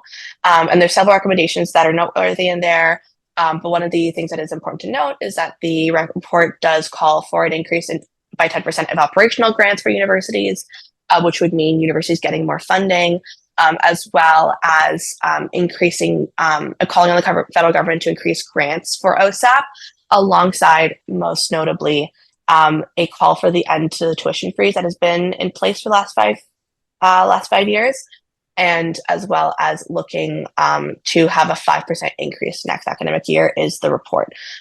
So I'm happy to discuss that more with anyone going forward, but we're just really looking at what this means in terms of our advocacy and what things we want to push on within the report. Some of it is good for students, some of it's maybe a little bit less good. And so those are things that have happened in progress. So as of right now, the fall academic statement for the federal government was released yesterday. That was again similar to the provincial budget. There was not a lot of announcements that were relevant to students in there. There's some announcements around housing, but was overall a little bit more reserved than last year, which was as expected because of the current economic situation. Especially considering that last year the fall academic statement was so student friendly with the 2 announcements that I had mentioned earlier in the night in terms of the removal of interest on the federal portion of student loans and the repayment assistance program changes. I'm currently here with my AVP EA, Anne, who's been a huge support, and I will also be circulating the advocacy brief in Slack so you're able to see, but I will also just run through it with you as well. So we are advocating on maintaining the increase to Canada student grants from $3,000 to $4,200 per year maximum, alongside advocating for increased mental health funding, as reflected in the Liberal campaign promise of enough funding to hire 1,200 full-time staff at universities for mental health support. We are also asking for $3.25 billion to incentivize purpose-built student housing built by both universities and nonprofits and co-ops. Also to increase the federal working hours, to make permanent the federal working hour cap that is for student visas. So normally it used to be 20 hours, now it's up to 40, and that is in danger of being put down again. Maintaining funding for PSSP, which is funding specifically for Indigenous students, as well as increasing Tri-Council funding for graduate research, and for maintaining educational fair dealings in the Fair Dealings Act, which has things relates to being able to access certain portions of the textbook for free through universities, which is a huge thing for students. So those are 7 advocacy asks, and I'm happy to go into more depth if anyone has questions. I'm also finalizing the body text for USA's Rural Northern Students Policy Paper, providing more context on the recommendations that were passed at the GA, and finalizing that so that graphic design is able to be applied and it is able to be publicly released. Upcoming, USA Provincial Lobby Week. Again, I will circulate the advocacy brief in Slack. I will be attending with Maria as my secondary delegate. So we will be advocating so we'll be in Toronto from November 27th to 30th, meeting with MPPs, ministers, other sector stakeholders, talking about some of our priorities, which include housing and transit, food insecurity, sector sustainability and mental health. The housing paper is going to be come to January to the January council meeting, so continuing to work on that, and going to be looking to do student consultations. Western Provincial Lobby reception is next week as well. Luckily, it aligns with our provincial advocacy week. So Marie and I will be already in Toronto. There's actually going to be 2 receptions, so one for lunch and one for a more evening reception. So attending both, as they often have a lot of very important stakeholders. We want to be able to engage with them even more on what we're Western students are hoping to see from the provincial government going forward. I've shifted points of politics to second term, just in terms of being able to be present and being able to put it together with my team's capacity. Mutual Advocacy Week is going to be coming up. The provincial budget is being tabled on December 12th, so I will be working on that, as I mentioned. And Women in House Planning. So Women in House is going to be second term during reading week again. So I'm getting started on the planning for that, which is very exciting. And yeah.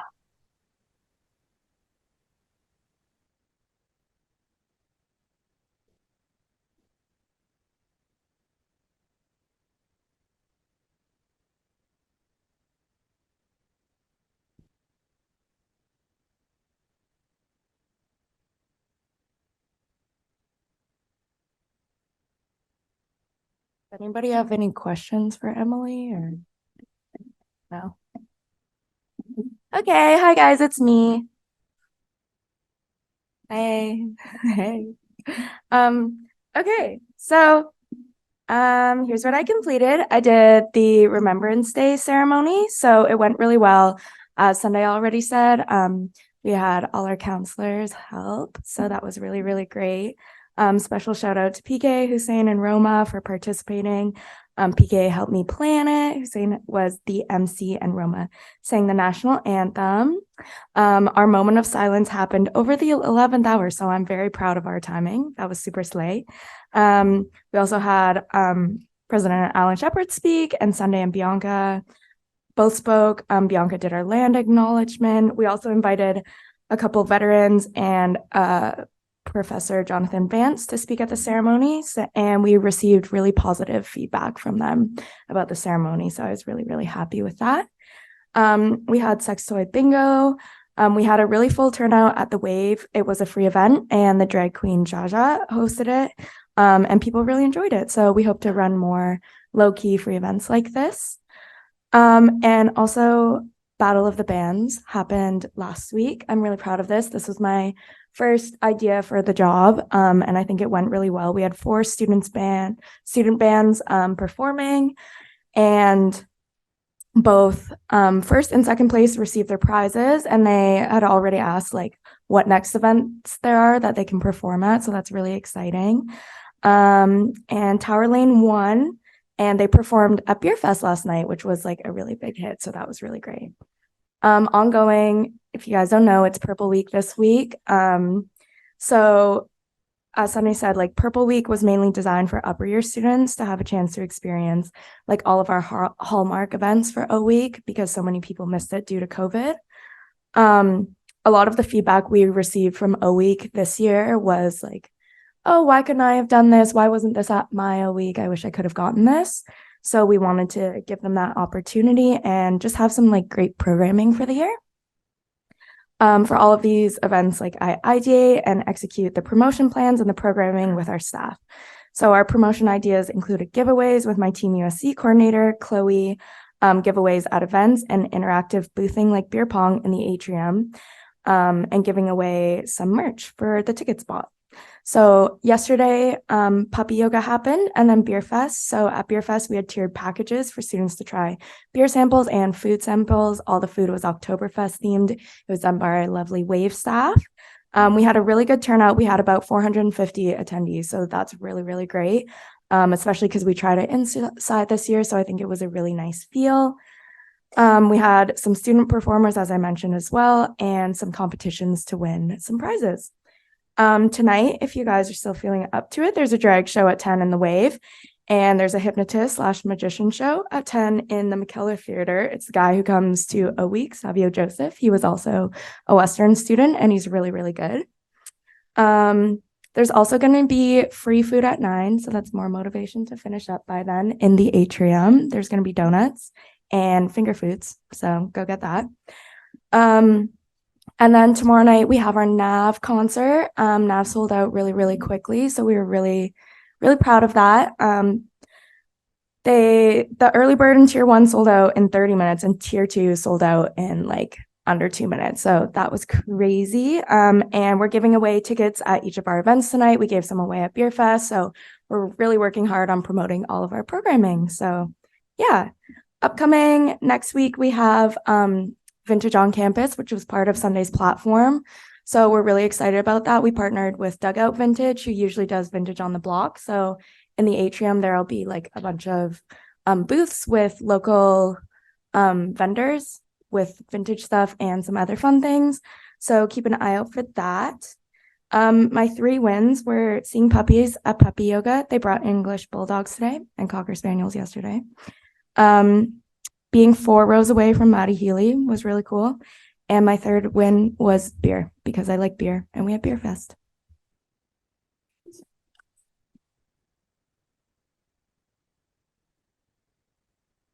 Any questions?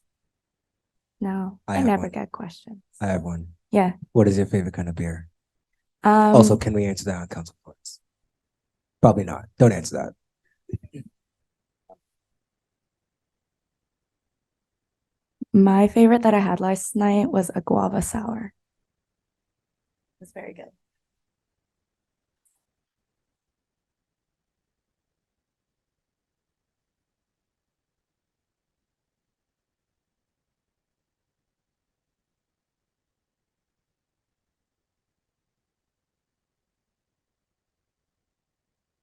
Okay. Hi, everyone.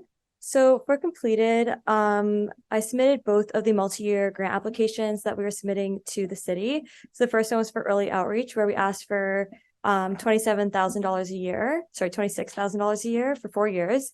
And this is to help support the conference and all the programming that we do. And then we also submitted a grant for food support services, and we asked for $10,000 a year, and it's also for 4 years. So these are just to really help with the funding of these 2 portfolios and to ensure that they can have everything they need. For ongoing, I've been working with the deans of faculties across campus to run faculty food drives.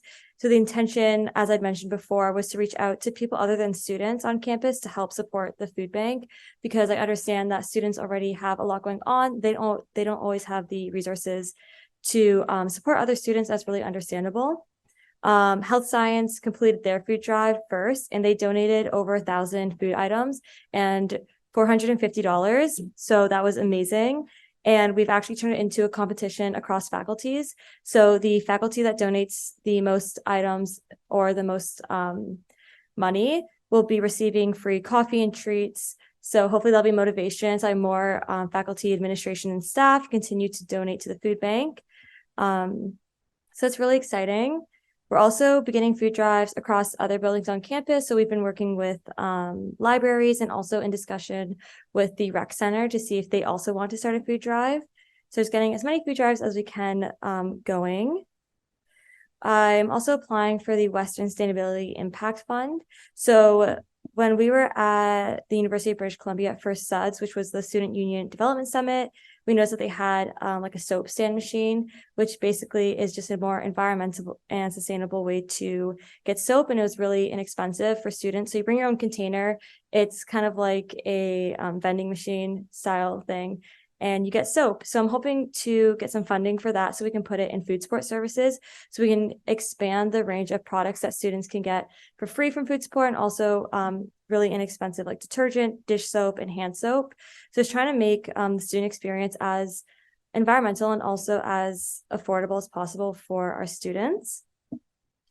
We're also still in conversations with different stakeholders at Western. So in conversations with housing right now to get housing in place for all of our volunteers and also our delegates for the Early Outreach Conference, which happens every year in May. And then also in conversations with Sports and Rec for Relay for Life. So we're trying to figure out how we can have Relay in the rec center this year, which I think could be really cool.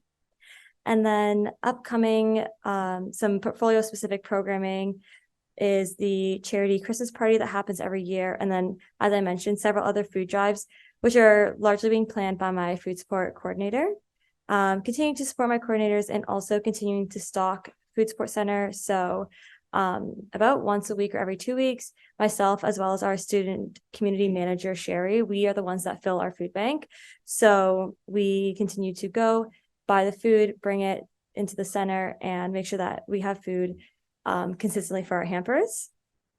And 3 wins are that holiday flavored drinks are out because I love peppermint. I'm going to Huron Ball this Friday, so getting my fit for that. It's a masquerade, so I'm very excited. And then going to Battle of the Bands because I knew it was going to be so good. And it was so good. So, yeah.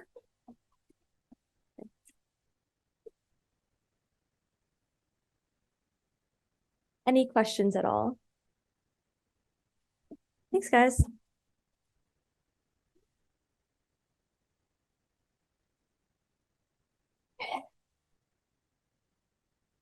Hi, everyone. I'm going to keep mine super short. So if you want to go for details, just like go in my report. I'm usually go a lot in detail in those. Completed, we have 2 USC Voice articles that came out, one on the mental health paper and one on the housing paper. So we kind of just focus on advocacy, and we have another coming out very soon. And then I also had my VP Communications roundtable with all the other VP Communications on campus within the faculties and the affiliates, just to discuss what we have going on and kind of connect. Community engagement meetings are still happening. They're led by my coordinator, and it's a chance for all the coordinators and AVPs to kind of get together and kind of support each other. Council recap videos. So those are still happening. Last council, it was Victoria who was featured, and then we have another one that'll be filmed next week. Very exciting that now they're going to be on stories because Instagram changed its system. Anyway, here nor there, but it's going to be on stories now. Sustainability from the USC Now app. I just kind of coordinated a project to kind of empower students and get kind of like a waste management information section within our USC Now app. And then I also had the collaboration Flood and Tourism for the social media campaign that we did over Reading Week about like things to do in London besides just kind of like Richmond Row. And yeah, I think it went really well. Ongoing is the BAC, Brand Awareness Committee. So this is a pilot committee that just has drafted terms of reference. The goal is to review, assess, and generate ideas and initiatives to increase USC brand awareness and just engage with students in new and creative ways. Like I mentioned, it's a pilot committee, so hopefully it goes well, and then we'll look to get those the terms of reference drafted. A housing campaign, so I'm working with various stakeholders to develop an informational campaign on housing rights in London. And this was just in response to student concerns over unsafe housing conditions or like not really knowing tenants' rights that we've kind of just been seeing online. I'm sure you've seen them as well. Sunday series continues as always. Supporting each executive on the media request, just to make sure that we're constantly kind of like working on a media strategy, making sure we have good relationships with the media and kind of have good outreach. Council office hours, we had them last Friday. We have them again this Friday from noon to 1. So if you have any questions about anything that we talk about today, any motions, anything like that, you can stop by. There's always donuts, coffee, and tea. And we just kind of like hang out for an hour. So yeah, great way to have access to us for an hour. I said next one is this Friday 1 to 2. That is actually noon to 1. As always, just supporting each executive on the communications need. Communications resource guide for our coordinators, still working on that. It's going to take some time to get it like kind of formatted creatively with like graphics and whatnot. And then a peer support relaunch. So we're working on kind of like a very small social media campaign to just kind of relaunch the peer support center as kind of a space that students can access and can just use for overall wellness, specifically like as we ramp up for exams. Upcoming a sustainability campaign. So I'm working with various campus stakeholders to develop an informational campaign on waste management. We're going to try and make it really fun, really interactive, because as I'm sure you know, green bins are coming in January 2024. And we want to make sure students are informed and know what's up. Food support services media strategy.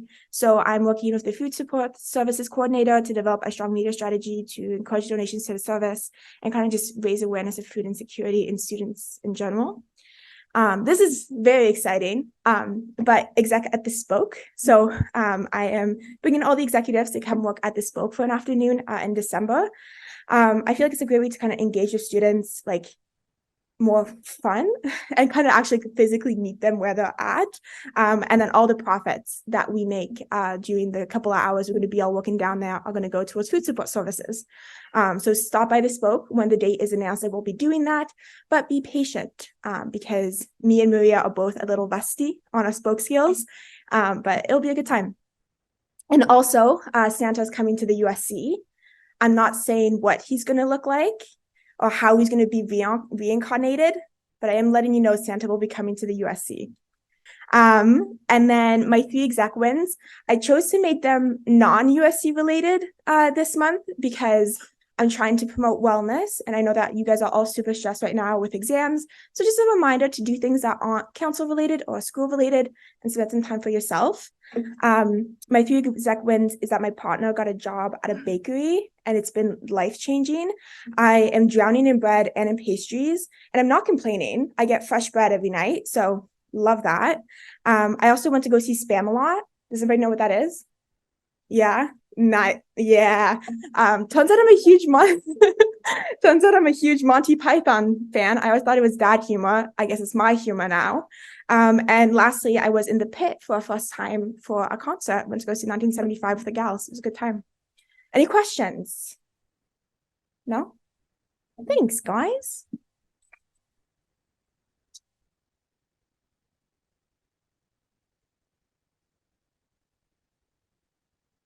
Okay, it looks like we want to wait until 9 for the recess. So as long as everyone agrees to participate in the CASA motion, we can do that.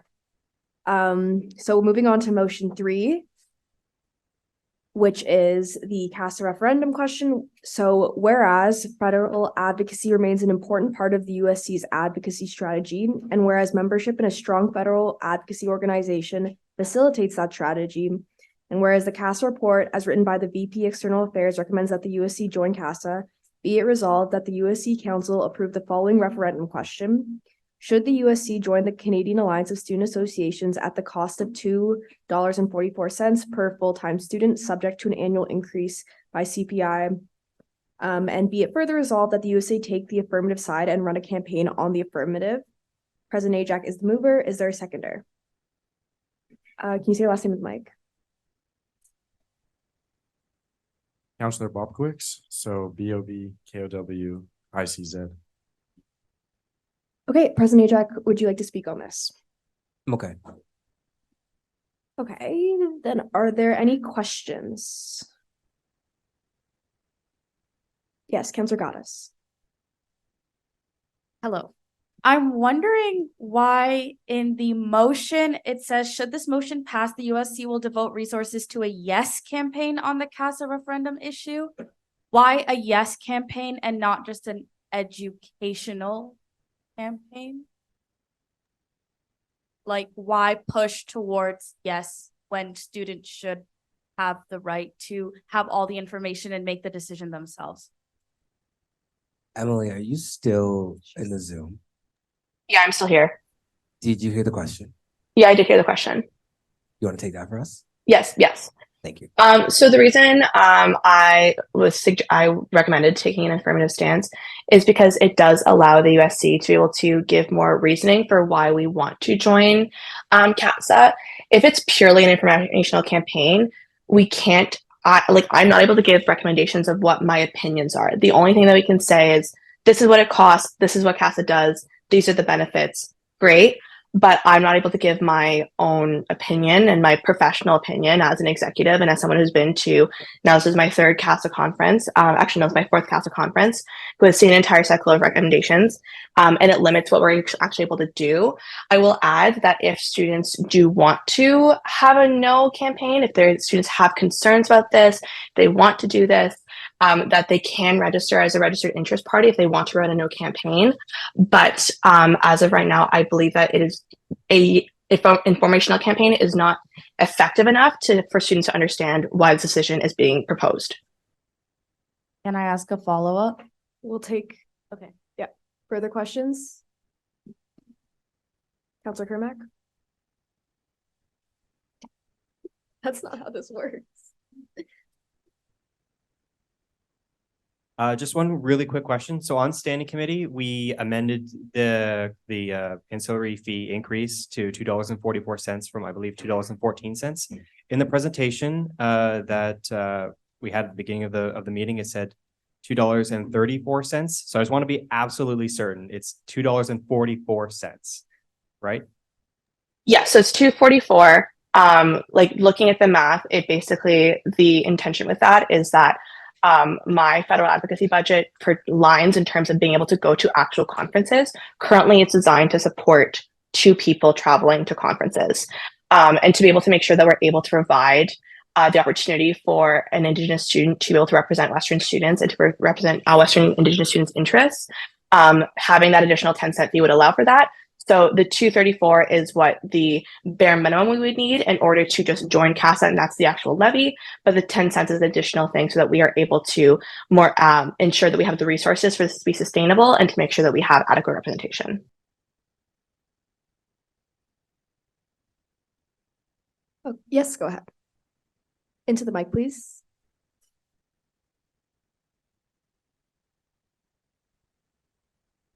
I was just wondering, are we going to be saving any money by withdrawing out of UCRU? So we will not be saving any money because UCRU does not currently have any fees. So UCRU's was formalized. So it's founded in 2015, 2016, was formalized into a formal nonprofit in 2020, 2021, but it doesn't currently levy fees. However, there is interest from current UCRU membership of levying fees starting next year. That's a discussion that is still being discussed, but is not for sure. This has been a conversation that's happening within UCRU for years. And I will also add, there's no specific savings, but I will say that being a member of UCRU does take a time commitment. It's a meaning of being a member of the board of directors. It means sitting on committees. It means doing all these things, and it also usually entails participating in UCRU's Federal Lobby Week alongside the CASA Lobby Week. And to be clear, the UCRU Lobby Week gets significantly less meetings and is significantly less well known. So while there is no specific cost savings, I believe it is more effective use of student money. Thank you. Yep, Councilor Goddess. What would be the process of going, like, if the referendum were to move forward, what would be the process of making it a null campaign? Would that just be an amendment to the current motion, or is there another process? So in terms of a no campaign, that would be another registered interest party that would register for that. And that would be through our elections process. I'm not as well versed on that in terms of the actual specific process. But that is an option for students if they do want to do that by the deadline. And where can somebody find more information on that? So again, it's in our elections policy. So I would recommend speaking to our CRO on that. Okay, thank you. Are there any further? Yes, go ahead. Will the $2.44 be like the additional fee onto each person's student's tuition? Yes. Ask a follow-up. Sure. Well, I guess, will students ever have the option to opt out of any of these fees, or will it just be So this fee is not a fee that students would be able to opt out of. However, if students in the future find that CASA is no longer an effective use of their money, then they can either work with the executive or put forward a campaign to leave. However, to be clear, there is no option for opt-out, so it would be added on to the other USC fees. Yes, go ahead.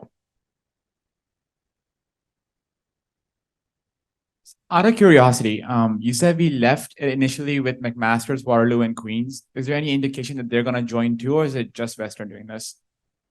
Yeah, so actually McMaster is also currently an observer alongside us. BUSU, so the Brock Students Union left a little bit later, but they also are currently observers. There also are several other schools that are in Ontario that are observers as well, including the University of Toronto Students Union. I'm sure there's one that I'm forgetting. I also add one of the only Ontario university that is currently a member of CASA, which is the Trent Durham Student Association, is also an USA school. So we do have a really strong relationship with them as well. I will say I don't want to predict what any other student union is going to decide is the best for their student body. But I will say that I do think that if the USC starts a trend of moving towards looking at CASA and rejoining CASA, that I wouldn't be surprised if there were other schools that followed as well. Thank you. Are there any further questions? Okay, if there are none, I'm going to call a 10-minute recess until 9:05. That should give everyone time. I will see you all then.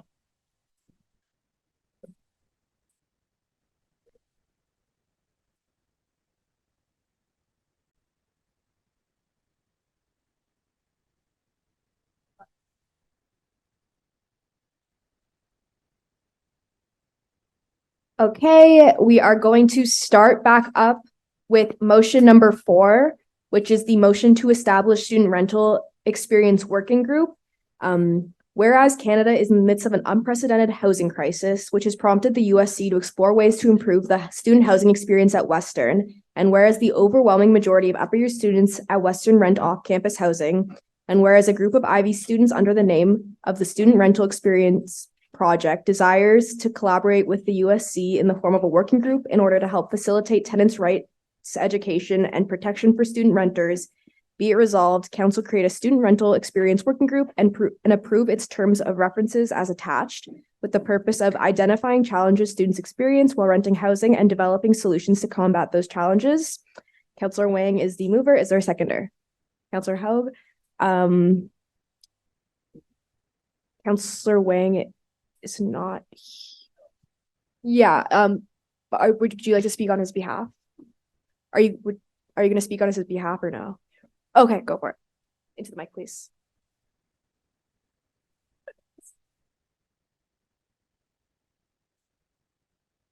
So, hello, everyone. So, good evening, everyone. My name is Merrick Brooking, and I am a proxy for Austin Wang, who is moving this motion. So, no one can deny that we're in the midst of a massive housing crisis. Pretty much every upper year student at Western needs to rent. And all we have heard are stories about bad landlords, rent going up, and students struggling to find housing near campus.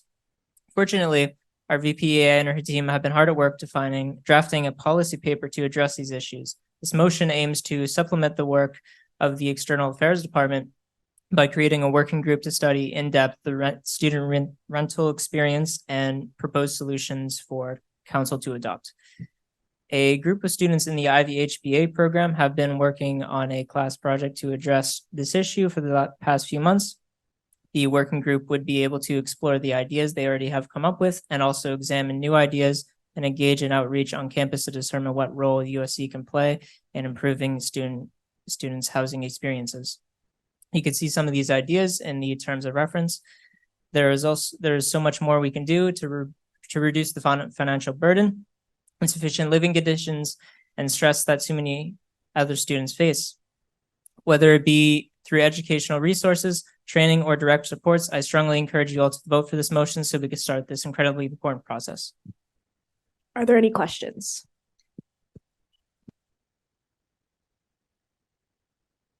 All right, if there are no questions, we will move on to motion number 5. And this is the motion regarding faculty council's account policy. So whereas council requested a 1-year review period when approving this policy in 2022, and whereas amendments have been made to align the policy with current executive structure, be it resolved, council approves the amended faculty council accounts policy. President Ajak is the mover. Is there a seconder? Please say your last name to the mic.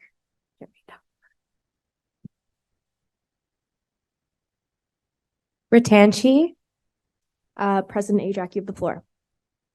Okay, so the actual policy is down there in the appendix if you want to take a look at it. Not much has changed since last year. It's pretty much just been some clerical updates to reflect the changes in the executive structure, where it would say Vice President Student Support, and it's no longer a position no more. It's just been to reflect to those changes. Pretty much it. Questions? All right, if there are no questions, we'll move on to motion 6. Bear with me on this one. So this is the motion regarding interfraternity and Pan-Hellenic Council relations.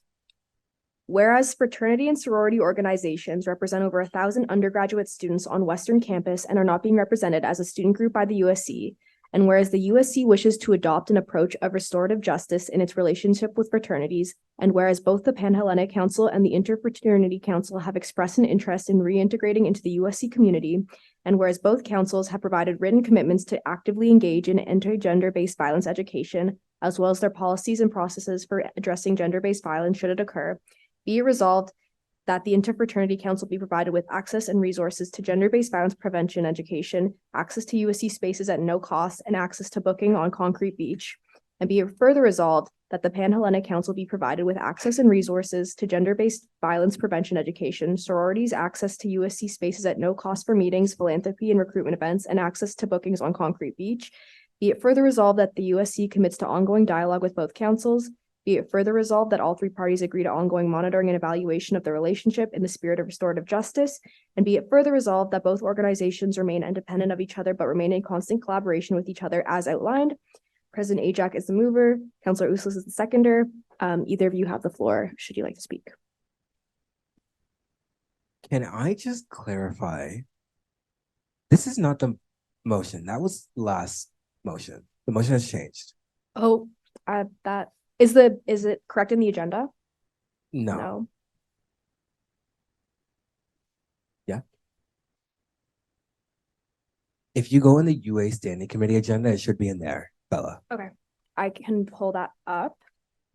As I'm pulling up the new or the correct motion, would either of you like to say a piece? Yeah. Sophia, do you want me to go first or do you want to speak towards it?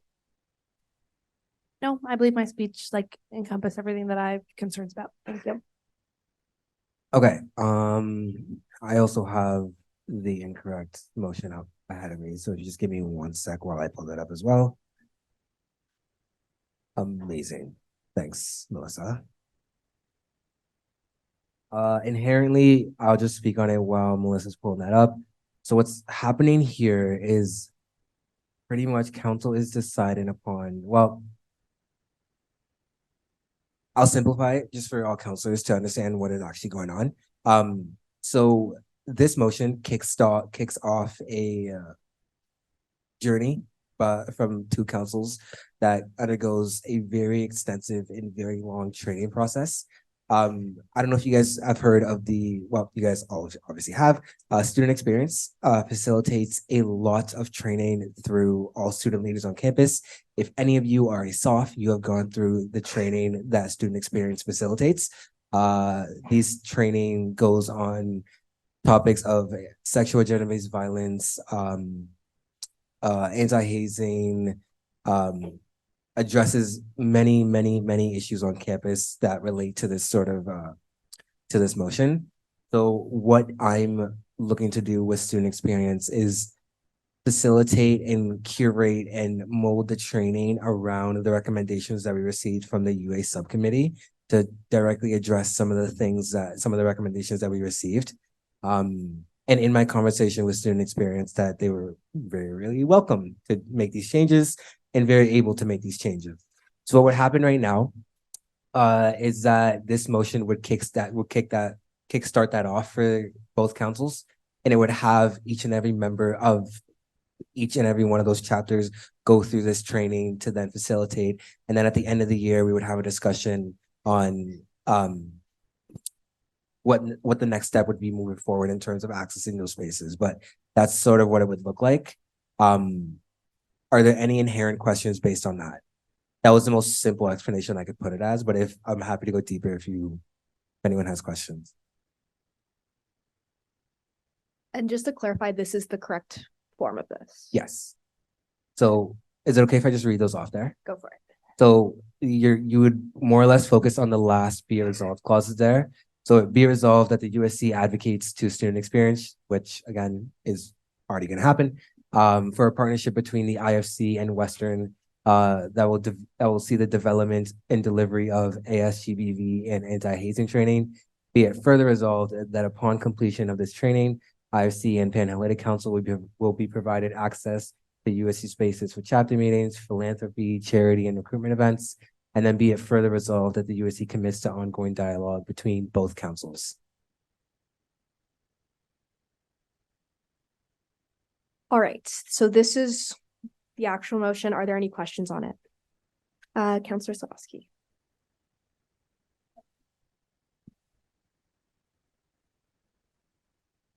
Can you elaborate on the financial implications of integrating frats and sororities into the USC, including any changes in budget allocation and the potential costs associated with this integration? Zero. This is training that is facilitated by Student Experience and they pay for it. It's not at all coming at the cost of the USC. Go ahead. Why isn't student experience involved in these conversations at council if the responsibility does fall on them? Like, why does it have to be us extending the olive branch when it's Western's training? It's not ours. So as it currently stands, the USC does not facilitate active training. We use the training that is validated by the university, and that's done through the outlet of Student Experience. So if we were to take that on, that would come at a cost of the USC. So in order for us to not do that, it's best facilitated through Student Experience. And that was a targeted thing. So we know that the individuals that are actually implementing the training reflect the values that exist on this campus and the same values that we entrench into each and every one of the student leaders, whether you be a SOF or anything else that receives those trainings. Further, yes, go ahead. So one of the be it resolves clauses mentioned previously, which was removed, was that the three parties agreed to ongoing monitoring and evaluation of the relationship in the spirit of restorative justice. So are there still any plans on monitoring fraternities and sororities? And if not, how is the USC ensuring that commitments are being followed through, such as, improvement of diversity and inclusion? Yeah, so this actually would have been a great question for the individuals that were up when they were presenting. But one thing I will mention is that clause that the USC or these individuals do come and report back to council still is present. One thing that I would note for many individuals on this team, in this council, that the council composition currently has the president of the Interfraternity and Panhellenic Council as resource members. So they already have a seat on council, in which case they do plan actively every single year on a rolling basis, 3 times a year to report to council on the progression of the training. And so that's sort of how that would look. Each of the councils and each of the chapters specifically have their own bylaws, their own mandates, their own compositions on how they track attendance. And that's something that's also going to be validated through Student Experience as well. But again, I'm not in the chapter, so I can't speak. That would have been a great question for them. But that's sort of how that's going to work, if that answers your question. Thanks, Sophia. Similarly to like how soft training goes, the Panhellenic Council at the beginning of recruitment, we put on a training session to do with recruitment rules, EDI, and it is mandatory that 80% of every single chapter on campus fulfill that. And so we literally just take attendance. It's like information that's brought to the council of how many people are in them. So right now there's 131 members of each sorority. They're all equal. Because when you go through, we want it to be like an unbiased process. So we equalize every total number. So we know the total numbers of each sororities, and it's 80% for, school, work, whatnot. And so we already have training that we put on by ourselves. So to ensure that people would come, show up, integrate themselves and participate is already a process that we do. And I'm sure that with Student Experience, like supporting that training, we would be able to confirm that through student numbers or whatnot. Specifically for different chapters, we have like a human dignity policy and modules that we run, such as Rika spoke about. And so we ensure that everybody goes through the same process, and you can't like move forward as a member without completing that. So it's really important that, you know, they go forward with the same values, and similarly to like soft training, we just make sure that everyone completes it. Maybe I can also jump in here and give a little bit of a caveat. In the consultations that I've had with both councils in each of the chapters, some of the key things to take away in terms of the notes that I took down is that each of the chapters, and Sophia, you can confirm this as well, each of the chapters are planning for a 95 to 100% attendance rate. And they have deep sanctions for members and councils that do not attend or meet that threshold. Theoretically, those sanctions come to financial fees, subject to the council. They could look like expulsions for members or chapters in the council. So they're taking this pretty seriously if they do not show up based on their own constitutions. But again, those specifics could have been answered by the individuals, but those are the key takeaways. But yes. Yeah, the reason why I brought it up to the council floor is because I wanted to ask specifically how the USC was going to be communicating with the other councils in order to, you know, make sure that they're upholding their commitments. So that's why I asked it. Oh yeah, maybe that's done through the executives. So that'd be myself. Yeah, so in that's collaboration with students. Sorry, I should have just said that. All right, are there further questions? Yes, go ahead.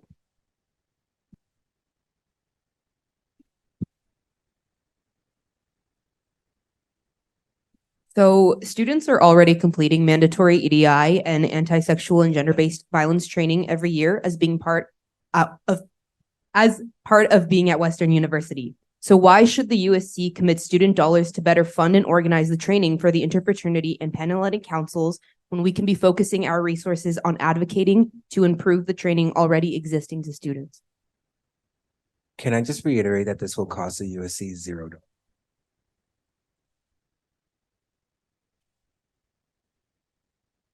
So, okay, if we grant fraternities and sororities access to USC spaces, how are we going to ensure that this doesn't inadvertently limit the availability of these spaces to other student clubs and groups that have diligently followed their guidelines and undergone their required training? Well, there's no way to sort of police that, if I can say that just in full honesty. I think if we're just basing it off the fact that we have too many clubs booking things, then we shouldn't even have anyone come to campus on that notion. That sort of makes sense. You know what I mean? So I just don't understand sort of the premise of the concern. Well, if we're giving these spaces and they're utilizing them very often, and then how will we ensure that other clubs are going to be able to use these spaces when how will we make sure that it's not difficult for other clubs to be booking these spaces and utilizing them when the fraternity and Panhellenic councils are going to be using them as well? Well, there's also no guarantee that it will be used. You know what I mean? Like if two clubs or two groups per se, regardless of their affiliation, book a space, there's no tier system on like weight. You know what I mean? Like one isn't chosen in adverse to the other. The same premise is like, if they book spaces, if they're already booked and they are very likely booked, then they just don't get the spaces. You know what I mean? That's just, sorry, do you want to go for that? Yeah. Right now, like anyone can pay to book a space at Western. So the change in that would not change. Right now, like for example, I have no idea about everyone, but like we, for example, can't fit everyone in house. So we pay to have a meeting. So the fullness would be the same, right? Anybody can pay book room at UO to book a room. Like Sunday is right, who knows if people will use it. It just depends on preference, I guess. But right now, like there would never be a change in fullness based on whether somebody can book it at a different cost, reduced cost, same cost. They would still continue to either pay on campus or book rooms at no cost, just depending on what it is. But the full level, like anyone, like I could just book a room tomorrow if I want for $80. It just depends if there's no space. So if that's like USC operations, anybody can book a room for pay. All right, are there further questions? Yes, go ahead. Thank you. Just to clarify, do we yet know the nature of the training? So is it online? Is it in person, synchronous, asynchronous, so on? It would be in person with modules online through OWL. Further questions? Counselor Leokakos?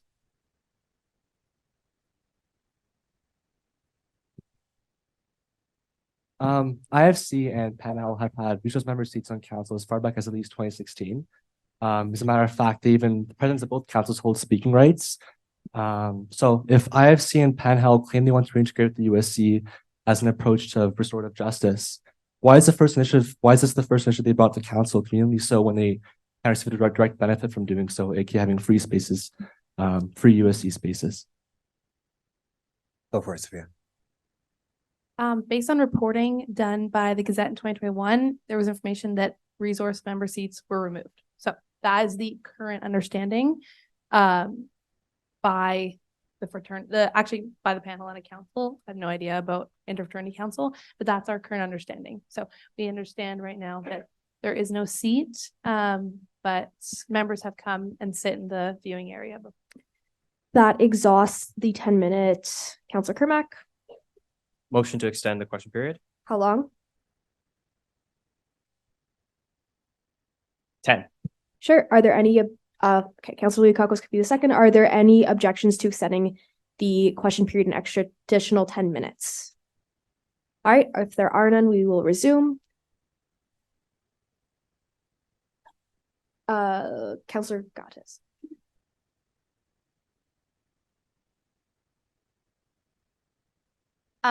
I may have missed it when the Panhellenic spoke earlier, but do we think that it may be helpful to have a little more insight on the history of this motion and why this motion came to place in the first place 2 years ago, and maybe some of the things that some like the misinformation, or I don't know how to word this, the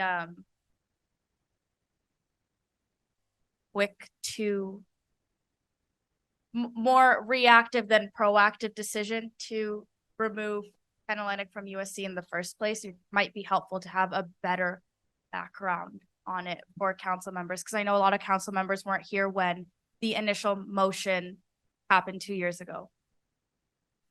Yeah. Should I get up to the front, maybe speak to this one? Just for the sake of time, because I know would it be something we could have in writing where standing committees could talk about individually, in the next couple of days before the next council meeting, so that we can make an more educated decision?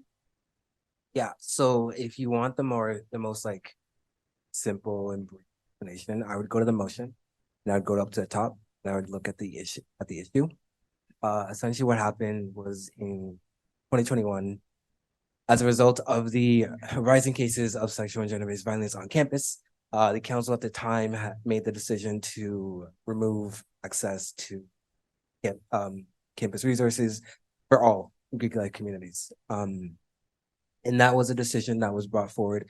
And I think you were a counselor at the time as well, but that was a decision brought forward by President Fagarani, with almost little consultation to any of the counselors at the time. It's a very long discussion.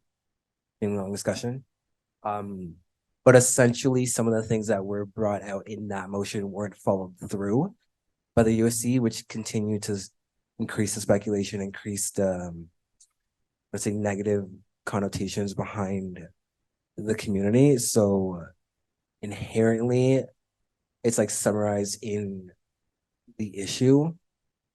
And I think I'll leave it at that unless anyone has any questions a little deeper as to what went for. I'm just a little cognizant of time. I can also say that the minutes are in the appendix of the motion itself, and we can see if we can track all these meetings are filmed, so we can see if we can track down the video of the October meeting from 2021 and forward a link to the council if that would be helpful. Okay, thank you. Yes, Councilor Leokakos.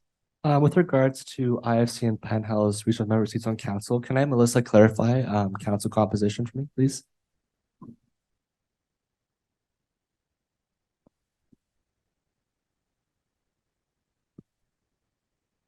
Yeah, so if you take a look at the minutes, you will see that that was initially proposed as a be it resolved clause, but when council motioned to go clause by clause, that particular clause failed and they retained their resource membership. So to clarify, they are resource members on council? Yes. Thank you. Yes, go ahead.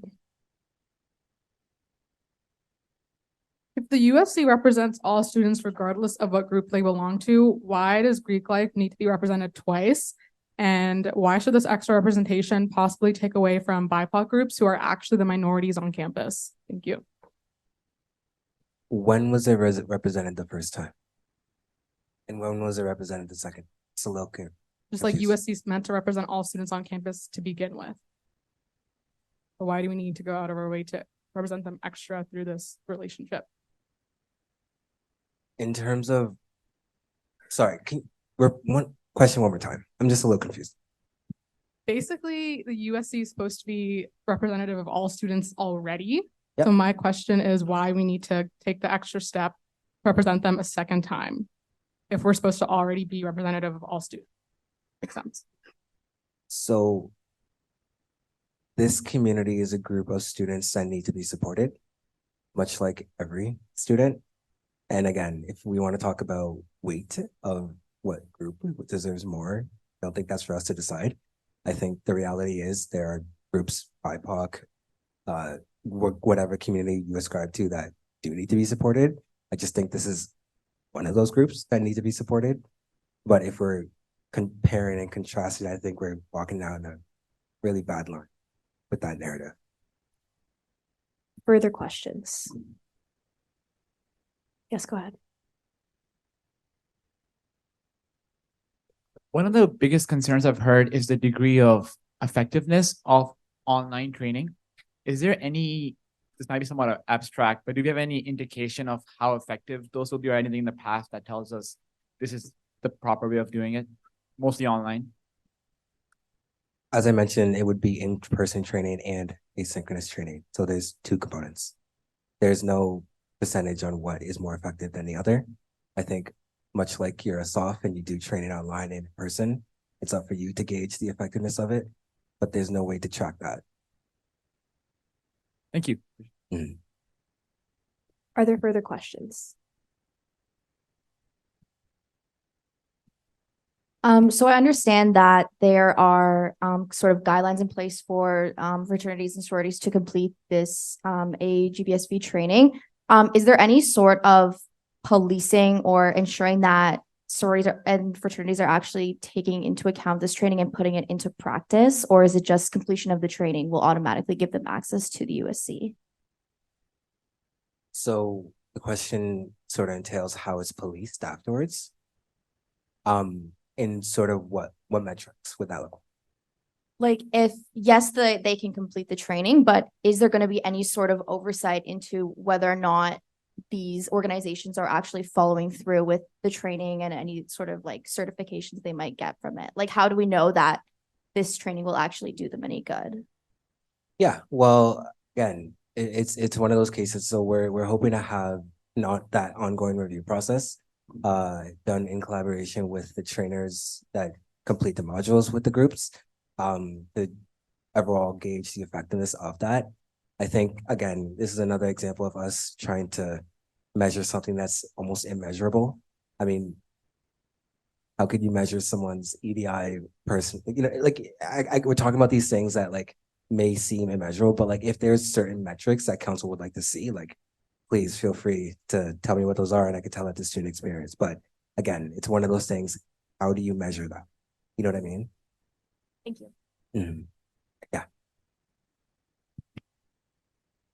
Kind of in conjunction, in connection to that, if there are further instances, gender-based violence or other problems, is there a plan to maybe strip away these privileges or police similarly? 100%. 100%. Are there further questions? Councilor Ding. So besides stripping these privileges again, is there any other way, or has there been any other discussion about how to make these councils take accountability should anything happen in the future? Yeah, so that's for council to decide. If there is a list of sanctions that you guys would like to bring up, please show me a list of what that would look like. But as I mentioned before, there will be penalties based on each chapter, whether it be expulsion, members, chapters inherently, or it's financial fees based to whatever faulting organization is at hand. Thank you. Further questions? Counselor Glee? In regards to timeline, was there any consideration for almost extending like a trial period before actually voting on a motion like this? Just to do more of to kind of find a basis for policing or just give it a chance to actually take off and have it implemented, and also to make sure that it's carried over year, because leadership is not always consistent when it gets transitioned from person to person. Yeah, so that was a concern that actually also came up at the UAL subcommittee as well. Currently as it stands, I do want to just clarify to all council right now that this training will be extensive. It'll be very lengthy, and the access to resources that I can very much see as a pain point for a lot of councilors right now doesn't come until after the training is completed, and then after council speaks about it again. So that review process and that trial basis is already inherent within the motion as it stands. All right, within this specific period, we'll take one more question. Yes, go ahead, Alice.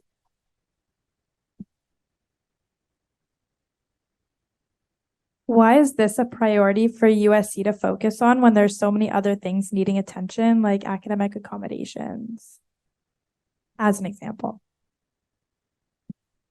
So again, this is another thing. I don't necessarily agree with this narrative that if we need to pick one or the other. I think the USC has a very vast resource network where we can focus on many things at the same time. I mean, theoretically, we pass 2 to 3 policy papers a year. But if you could imagine me saying, hey guys, let's talk about mental health this year and nothing else.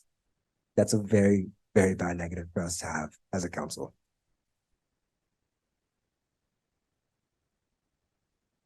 Okay, that exhausts the current question period, unless anyone would like to make further motion to extend. Yes, go ahead.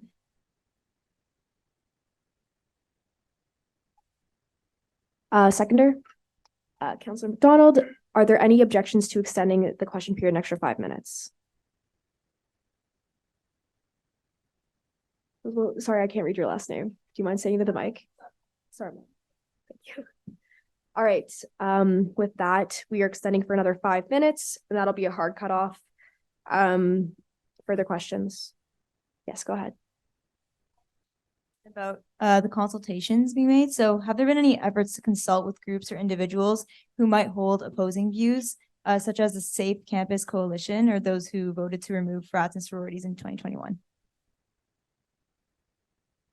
So those consultations were done by members outside of my immediate circle. In feedback that I received from the groups involved, they very much reflected the same sort of feedback that I received from the UA subcommittee.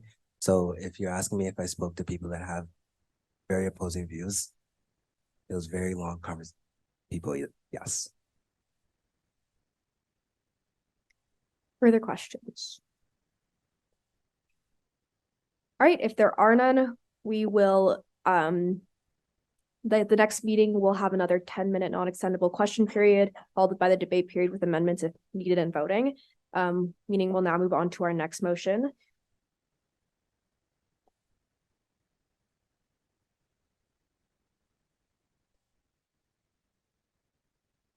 Our second last motion is on the approval of the student mental health policy paper.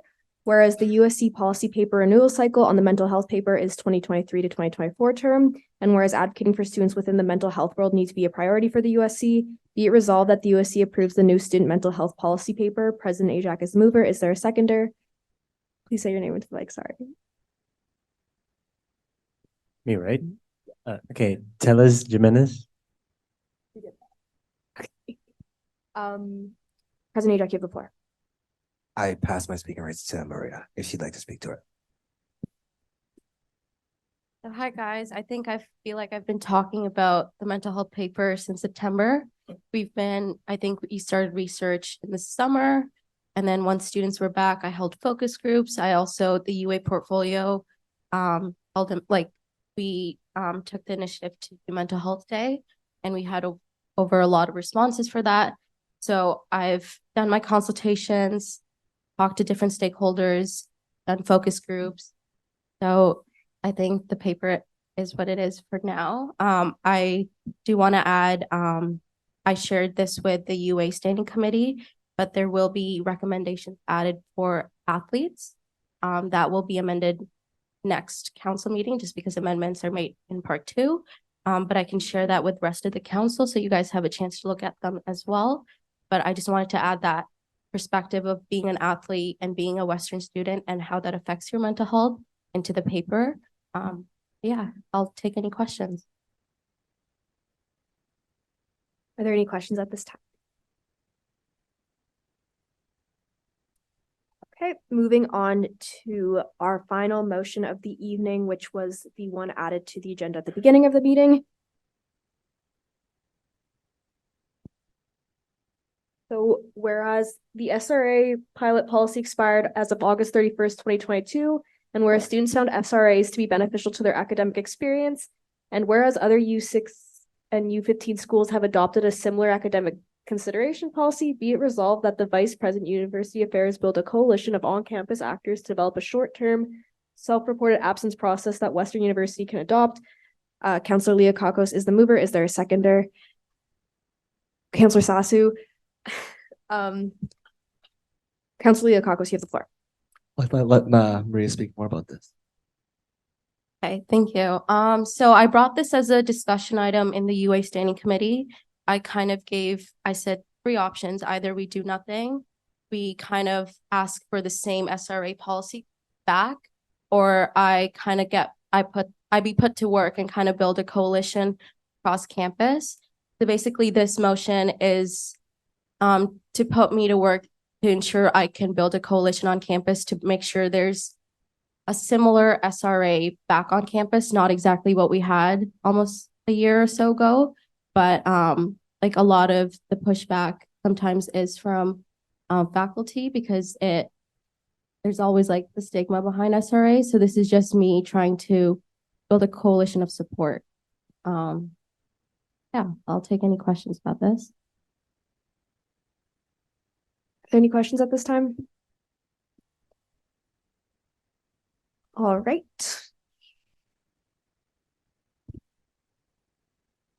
Councillor Leah Kakos. I'll motion to terminate. Councillor McDonald will be the seconder. Are there any objections to terminating this or adjourning this meeting until next week at 7 p.m.? Okay, if there are none, I will see you next week at 7 p.m.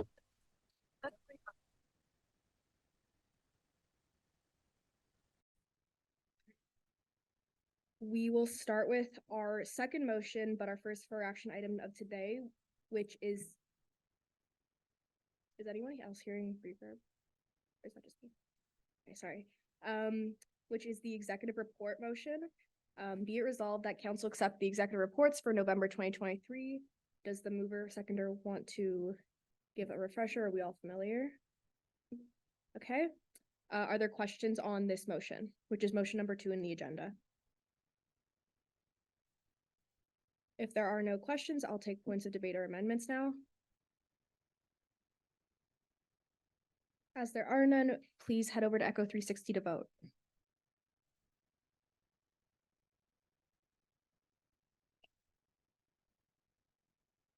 While we're voting, 2 comments. First, if there are conflict of interest to be declared, please do so. Use your go through the policy manual if you want to see the exact verbiage. And as well, in the debate period today, we'll be strictly enforcing, as per Robert's rule, the 2 comment per person in the debate period.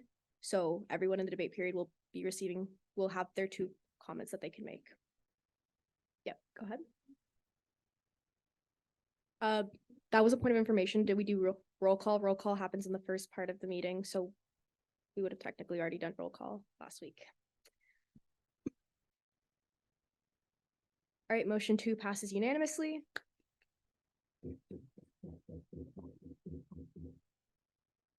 We'll now move on to the CASA referendum question. So whereas federal advocacy remains an important part of the USC's advocacy strategy, and whereas membership in a strong federal advocacy organization facilitates that strategy, and whereas the CASA report as written by the VP External Affairs recommends that the USC join CASA, be it resolved that the USC Council approve the following referendum question: should the USC join the Canadian Alliance of Student Associations at the cost of, is $244 correct?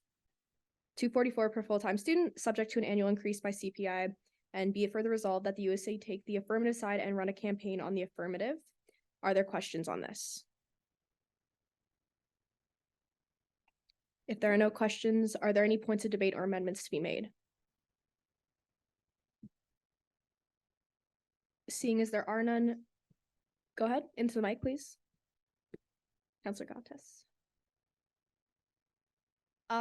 I wonder if there are any counselors on the floor who would like to speak as to why the USC should, and I want to reiterate, counselors want to speak as to why we should hold an affirmative stance as opposed to a neutral, educational, and informative stance.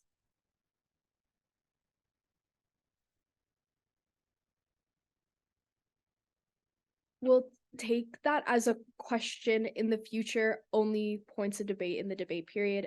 Councillor Kermack, if you would like to respond briefly. Sure. I'll reframe it as I'm going to be voting in favor. So I'm speaking in favor of this motion simply because context is needed surrounding topics, federal advocacy. Contrary to the referendum question last year, where students were experts in their own personal health utilizing My Virtual Doctor, advocacy is something that is more behind the scenes and requires that expert opinion, which the Yes campaign will bring. I have full confidence that VP Poirier, that through her expertise in this area, students will have the proper information to form an informed opinion. The bottom line is that CASA will very strongly improve the USC's federal advocacy ability, and students must understand that in their vote on this referendum question, and students must understand this is in their vote as on this referendum question, and this is something that I'm very passionate about personally. An affirmative campaign will provide this, therefore bettering the student experience as a whole. Are there any further points of debate or amendments to be made? Let's go ahead. Councillor Chan. I'm voting not in favor of this motion because I believe that a neutral stance would be able to better inform, like calling it a neutral stance leans more to informing students about what it is rather than trying to influence them to vote in any way. If the joining CASA is the correct thing and that it would improve students' experience, I think informing them would do that and get them to vote in favor. Councillor Gattis. Yeah, just agreeing with my fellow counselor, I think that if we were to hypothetically do a no campaign, then students would vote no. If we do a yes campaign, then students would vote yes. So it's almost just like swaying their opinion without giving them both sides to be able to make their own opinion. And yes, Peter, I agree that students are experts on their own health, but they're definitely not experts on the CASA pros and cons. So maybe we should give them those pros and cons neutrally without and make sure we highlight that there is a fee, and we just give them all the information they need to make a vote, because once again this is for the students and it's for them to make their own educated opinion, not a bias not like a biased vote or a biased opinion. Thank you. Any further? Councillor Leokakos. I wanted to hear Emily Poirier's stance on the kind of debate being spoken about currently, if that's possible. Oh, Emily does have her hand raised. Yes, go ahead, VP Poirier. So I want to be very clear with why I very purposefully wanted to put forward an affirmative stance here. And that's because when it comes to a referendum question, when it comes to how our elections proceed, we're not, can everyone hear me? 1 second, Emily. Okay. Do we have audio?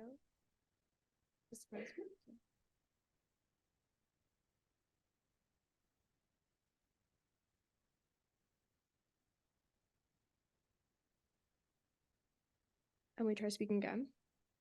Can everyone hear me? No. Okay.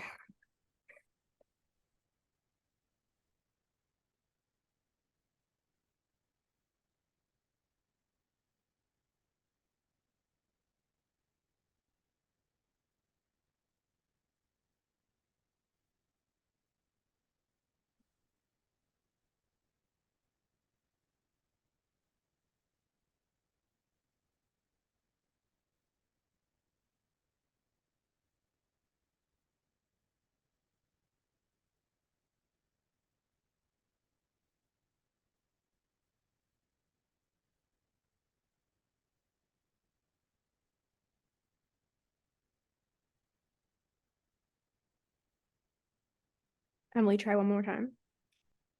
Can everyone hear me? No. Okay.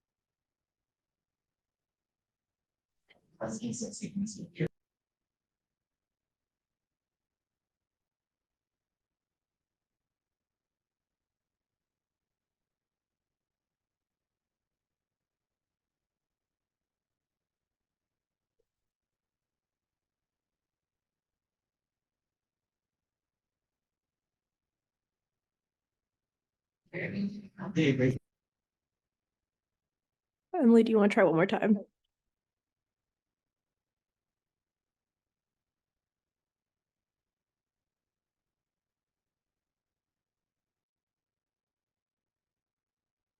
Okay. Well. That's gross.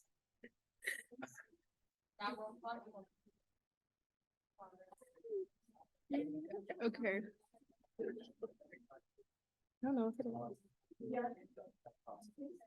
Bella, are you able to hear me?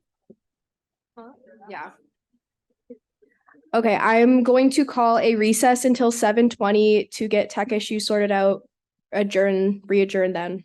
Thank you.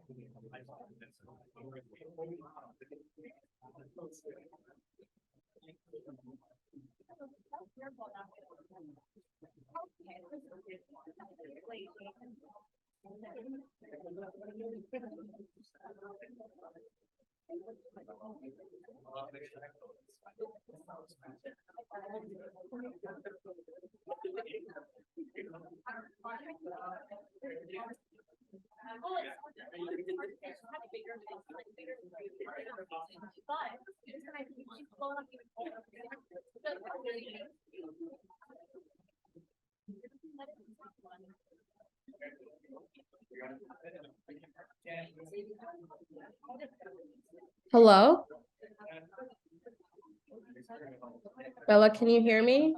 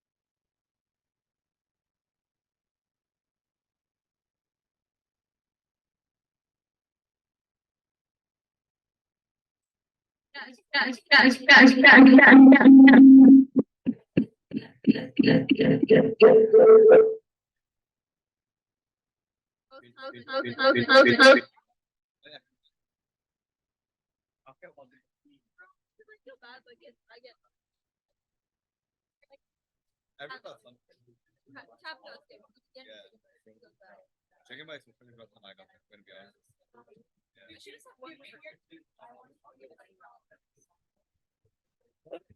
Yeah, but that's pretty rough. I can see it.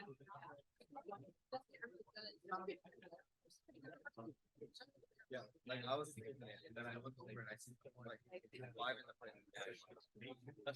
Also, I don't like if I would take the bear point. Yeah, the bear point first. They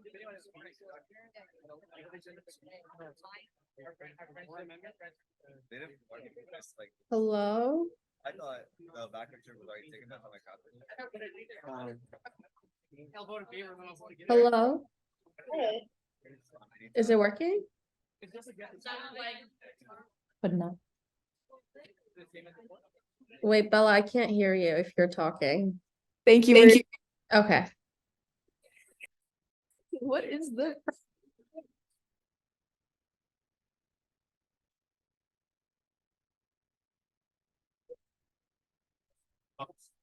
Are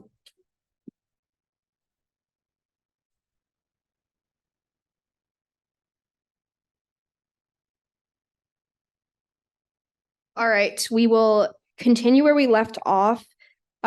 Emily or VP Poirier, please try to speak. Okay, testing. Can everyone hear me? Yes, thank you. Okay, thank God. Because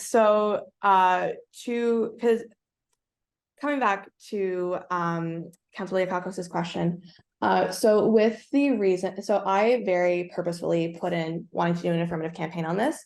Not because I think that that students shouldn't be able to make their own choice. And in fact, that's why I'm putting it to referendum, is because I think it's important that students have a say in whether we join this organization.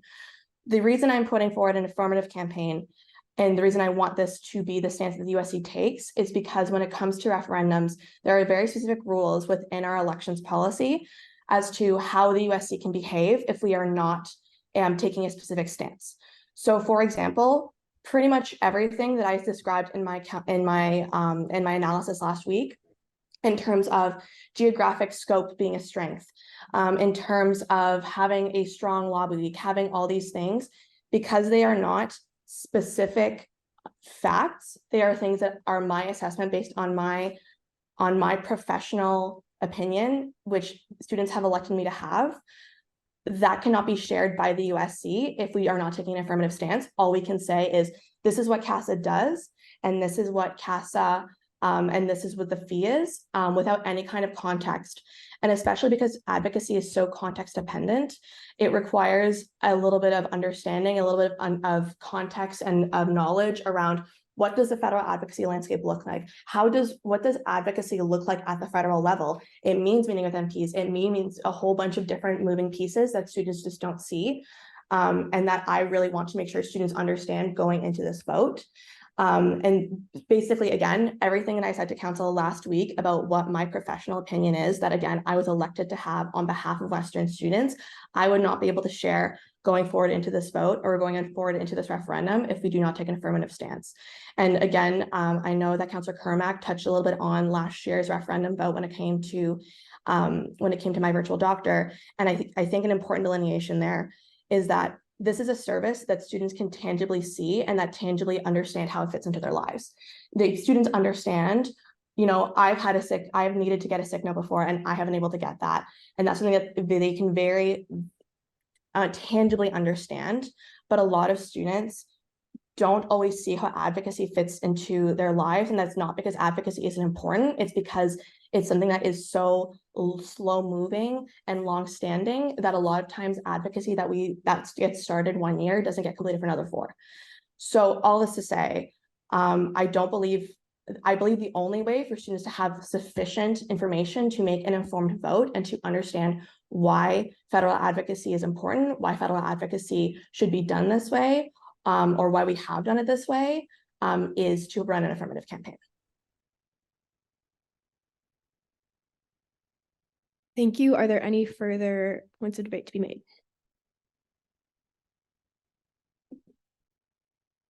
If there are none, I will we'll vote. So please head to Echo 360.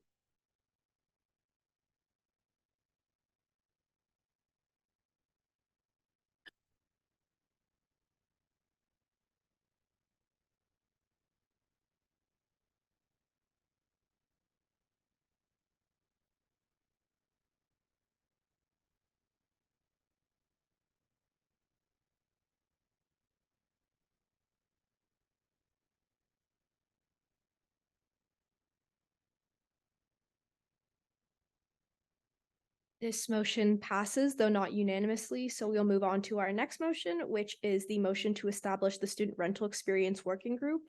Does the mover want to say a piece as a refresher? Councillor Wang. Here. Oh. Yes, I yield my speaking rights to Sam Kaplan if he has anything to say about it. Non-voting members do not have speaking rights at council, sorry. Nothing from me then. Okay, are there questions?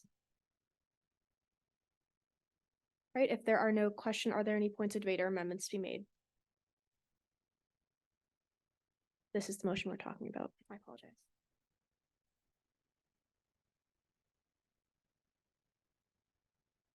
Right, if there are no points of debate or amendments to be made, please head over to Echo 360.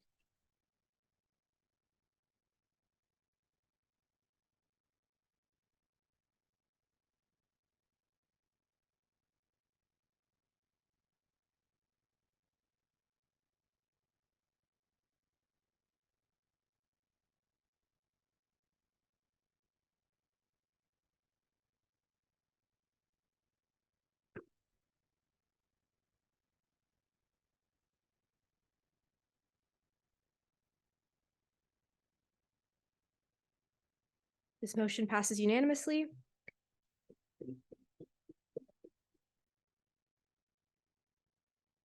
Moving on to the motion regarding faculty council's account policy. Are there questions on this, or would the mover like to speak? Actually, are there questions on this? If there are none, are there any points of debate or amendments to be made? Seeing as there are none, please head over to Echo 360.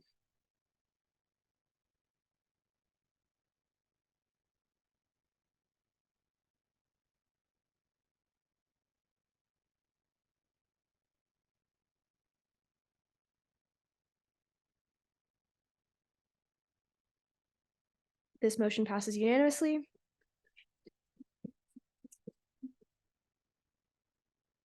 Moving on to the motion regarding, I don't have the time. Moving on to the motion regarding the Interfraternity and Panhellenic Council relations.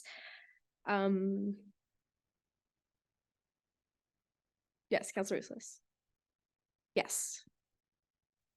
I am no longer, or like removing myself as the seconder due to being on Panhellenic, so it's conflict of interest. So I'm not a seconder on this motion anymore, and the speaker will take another seconder. Thank you. Right. In order to proceed with this motion, we will need another seconder from the floor. Councilor Goddess, is that you seconding? Okay. Then we have our seconder and we can proceed with the question period. Are there questions at this time? Yes, Councilor Batista.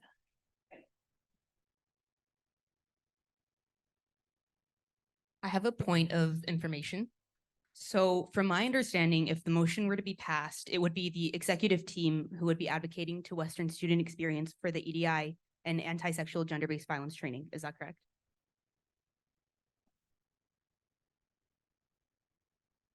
Yep. Okay, I have a question. So Sunday, at the last meeting, you said that the advocacy for this training would be of zero cost to students. But is it really of zero cost if the executive team is being paid a salary, with the majority of that coming from student dollars, to advocate on behalf of students? Can you elaborate more on this? The work has already been done. The training has been set up. Are there further questions? Councilor McDonald. So restoring the USC's connection with the Interfraternity and Panhellenic Councils places responsibility on USC as the organization. How will the USC be holding those councils accountable for uncompleted training? And will every member of the fraternities and sororities be required to complete the training like other organizations that fall under the USC, such as like soft teams, faculty councils? There's a couple questions there. The first question was responsibility. What did you mean in what sense? In terms of just kind of like associating, because we've cut ties, now reassociating with each other. Just kind of like if anything were to go wrong within the organization, that would kind of fall under like how would well, that was kind of actually my first statement. I would say, how would the USC be holding the councils accountable if the training wasn't completed? Like, Well, like in the motion, if the training is not completed, then motion, like it just doesn't happen. Like they don't get the spaces. That's the be all and end all. And then there were a couple questions after that, right? yeah, it was just, would every member of the organizations have to, like 100% of the fraternities, 100% of the sororities have to, like if you're a soft, every single soft needs to complete the training, like no percentage exceptions. Yes. Are there further questions? Yes, go ahead.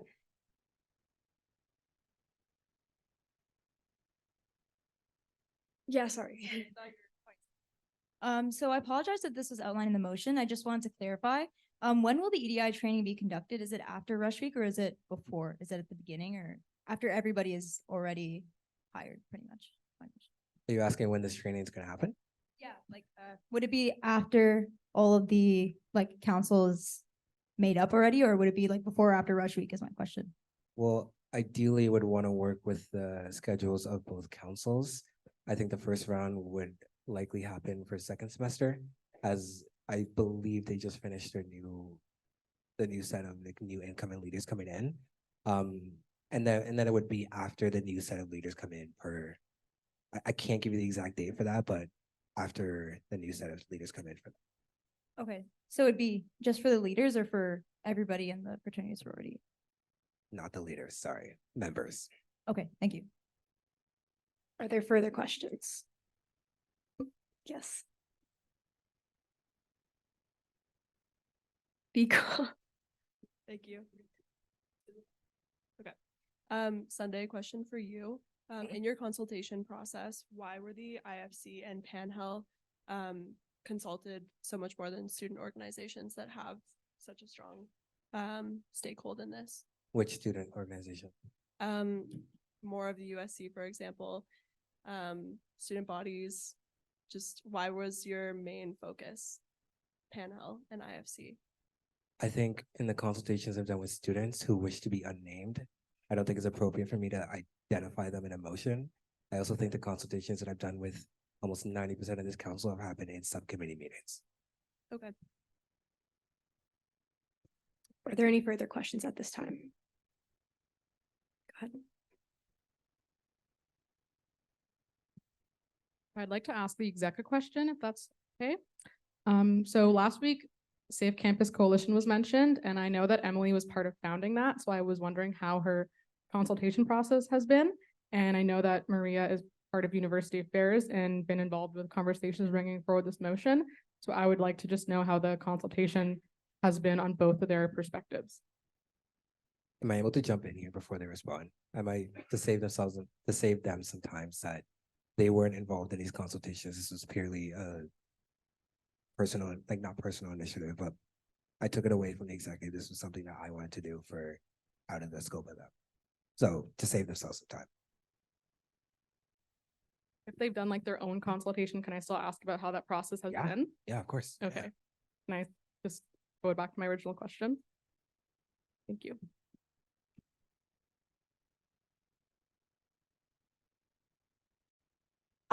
Is there any kind of preferred order for this? You want Emily to talk first or me? Emily. Okay. I am going to be very, very honest with council right now and with everyone here. I do not agree with this motion. This is something we've talked a lot about as an executive team. And I will say that this is something that if this was solely my decision, this is not the path that I would take.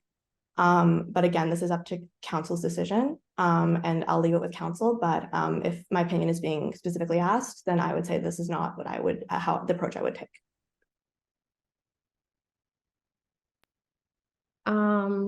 Thanks for your question, Sanjana. I also want to be transparent that I've not been included in a lot of these conversations, so I can't really speak for this motion. It's a topic that is brought up at the Gender-Based Sexual Violence Advisory Committee, but that's like my extent of my involvement when it comes to university affairs. I haven't been on this side of the motion. Thanks.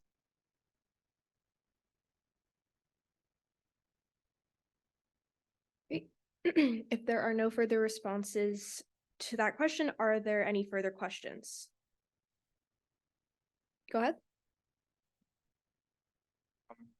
So a question that I commonly got in consultations and that I would like to ask here on the floor is that regarding like the fairness of giving frats and sororities the same privileges that like USC ratified clubs would have when it comes to getting like spaces on campus, knowing that frats and sororities charge hundreds, if not thousands of dollars to their students every single year, while unratified clubs on campus still have to like pay full prices to get spaces on campus. So I guess the question that I've been getting and would like to ask here as well is regarding the fairness and why frats and sororities should have that privilege. Meanwhile, many unratified clubs on campus don't. So Is a question for me to respond to, or just a council question?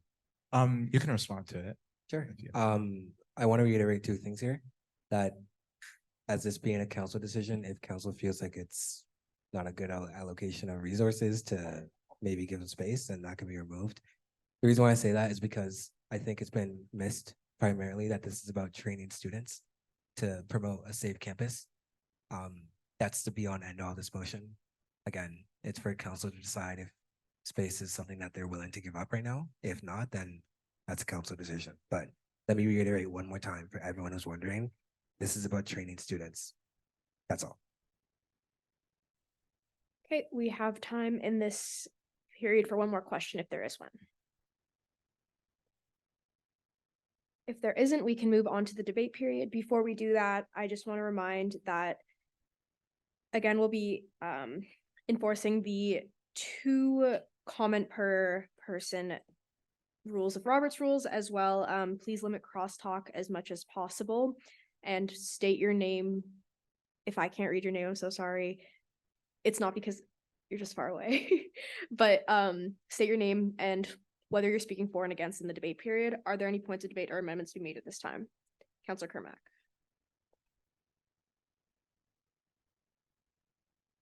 Okay, I'm going to be speaking against this motion. Though I'm speaking against this motion today, let me first begin by recognizing President Ajak, who is the mover of today's motion. It takes incredible courage to put forward a motion such as this one, knowing that it may be an uphill battle.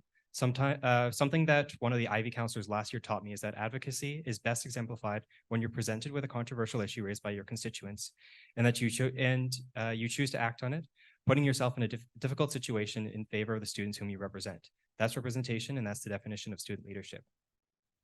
In preparation for this motion, I took the time to consult both sides of the issue. I began by speaking to the president of the Pi Kappa Alpha fraternity and the president of the IFC in Fiji. I then consulted 2 social science students who were outspoken in their opposition to the motion.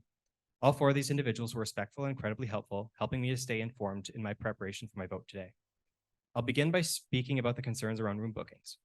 Given that the USC already provides subsidized bookings for USC ratified clubs, it would be unfair to return these same privileges to an organization which does not follow the same set of guidelines.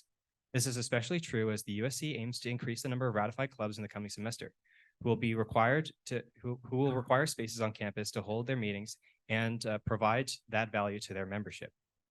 Something I don't understand is the cost allocated with joining a fraternity or sorority, given that their membership cost is more than 100 times that of a regular USC ratified club. Acknowledging that they are still allowed to book rooms just at a price, this should be no major issue for an organization this large financially. Another concern which stems from this room booking issue is the concept of what qualifies Greek life to these special privileges over non-ratified student groups in our community. Where is the same motion for the Western Debate Society or W5, both of whom bring great value to the student experience without being directly tied to the USC? To be clear, I'm not suggesting that we move for something like this, but I'm trying to determine why the line in the sand stopped at Greek life.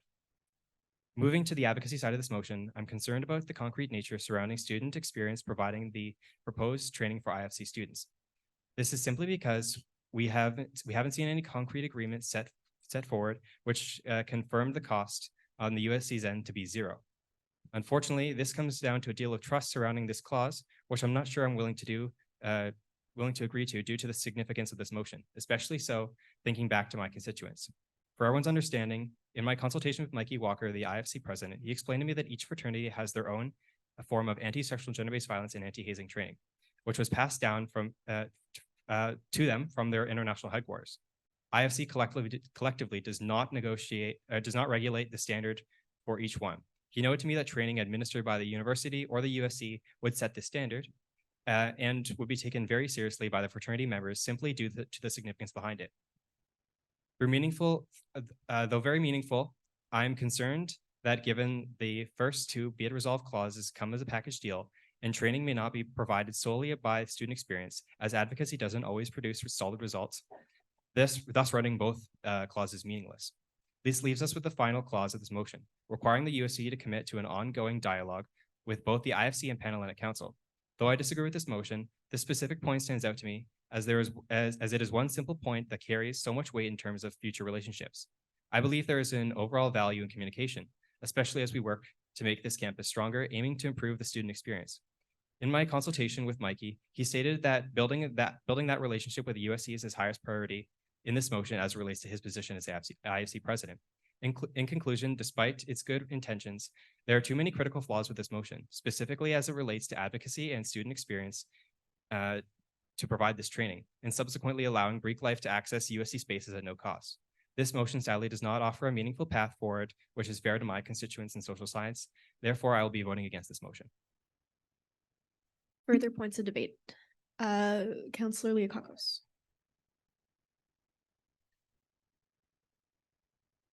I'm speaking against this motion for 4 reasons, but I'll start with my first: improper consultation. The only consults that were completed were of those from the Interfraternity and Panhellenic Council, parties who directly and inherently benefit from the passing of this motion. This motion lacks the perspective from other community stakeholders like Safe Campus Coalition and Western Student Experience, who will supposedly be leading this training. As a matter of fact, the only time student experience is mentioned is in the impacts of the decisions and the next steps, which is incredibly odd if they're spearheading this training. Are talks and conversations with student experience even happening? All of these presentations from IFC and Panel we received last week are great. Presentation where we really need to answer our questions is from student experience who is absent from this meeting. Number 2, lack of feedback taken from the University Affairs Standing Committee. As chair, the Standing Committee decided to table this motion in October after a 2-hour-long extensive conversation that provided a lot of constructive feedback, like including EDI training, tracking enforcement of the training, and having student consults that involved the general body, but was nowhere to be seen when this motion was brought back to my Standing Committee in November. So the absence from the mover of this motion during the Standing Committee meeting, questions and concerns were not able to be answered, and the committee decided to pass this motion that could be debated upon on council floor. Number 3, the inherent issues and history behind fraternities and sororities. Since the inception of Greek life within university campuses, it has promoted values that explicitly illustrate racism, homophobia, misogyny, and dangerous behaviors that put our students at risk. So it's evident with the drugging incident that occurred at a local fraternity house 4 months after reports of drugging and sexual violence during the 2021 orientation week. It is also evident with the photo of another local fraternity hanging female lingerie around their house to represent the amount of women they had sexual intercourse with. The culture of sexual violence breeds at fraternities and sororities, and fortunately cannot be fixed the one-time training that awards them with USC spaces and ultimately provides them with a direct platform at the USC. Number 4, the IFC and Panhell's problematic motivation for wanting to reintegrate into the USC community. IFC and Panhell have held resource member seats on council, yet this is the first initiative seen by them through council, conveniently when they receive some sort of benefit from doing so. To me and many of my constituents, this motion makes me wonder if the IFC and Panhell really want to improve relations with the USC in an approach of restorative justice, or rather use it to gain free rooms and free resources from us. As counselors, we need to put the interests and needs of our student body first, which voting against this motion does. Thank you. Further points of debate. Go ahead. Thank you. I had a, sorry. Last name, please. Oh, Counselor Jan. I had a quick motion to amend, and my rationale behind that is after numerous consultations, one of the biggest concerns many students have brought up was that the threshold needed to restore relations was not enough, or not high enough, i.e. the EDI training or the anti-gender-based violence education, some of which will be online. However, simultaneously, we have learned that different sororities and fraternities have different cultures, and it is unfair that you penalize all sororities and all fraternities based on the actions of a few. Hence, my motion to amend is as follows. To keep fraternities and sororities accountable, a working group will be formed consisting of 1 elected counselor, 1 board of director, USC president, VP UA, and 3 general students who will review individual applications and determine if the privileges in question shall be granted, such as access to USC spaces for chapter meetings, philanthropy, and recruitment events. These applications will be written individually rather than under one umbrella application for all fraternities and sororities. Thank you. Is there a seconder for that amendment? Counselor Ding? Is this the proper text of the amendment? Give it a click. Okay, so we are now entering the question period for this specific amendment. We're leaving the debate period for the motion at hand, and we're now going to be asking questions on this amendment. Yes, go ahead. We also have another point to add on to this. As the seconder. Oh, sure, yeah, go ahead. Right, so Counselor Ding, so we want to add another clause saying, frats and sororities would have to submit. Okay. Sorry, another point, sorry. You can make an amendment to this amendment if you would like, but once it's brought to council floor is the way it is, then unless you make the proper motion to edit it, then it stays this way. I'll let Counselor Jan finish it off then. Add it to the original amendment meeting.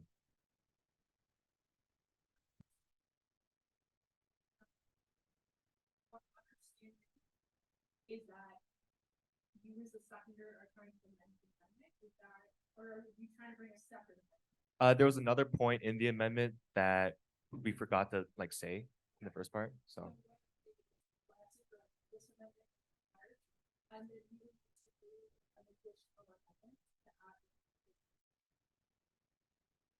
So I'll have to make an amendment to this amendment right now? Okay.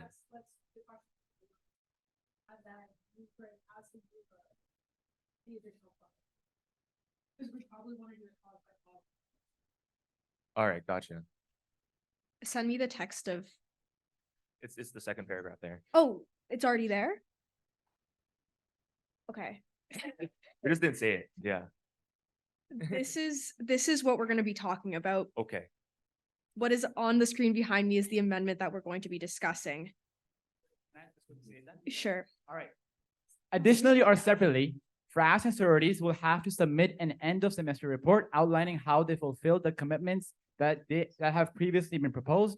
The same committee will be used to assess these reports and evaluate whether the fraternities and sororities will continue on with their privileges. Okay, sorry about the confusion.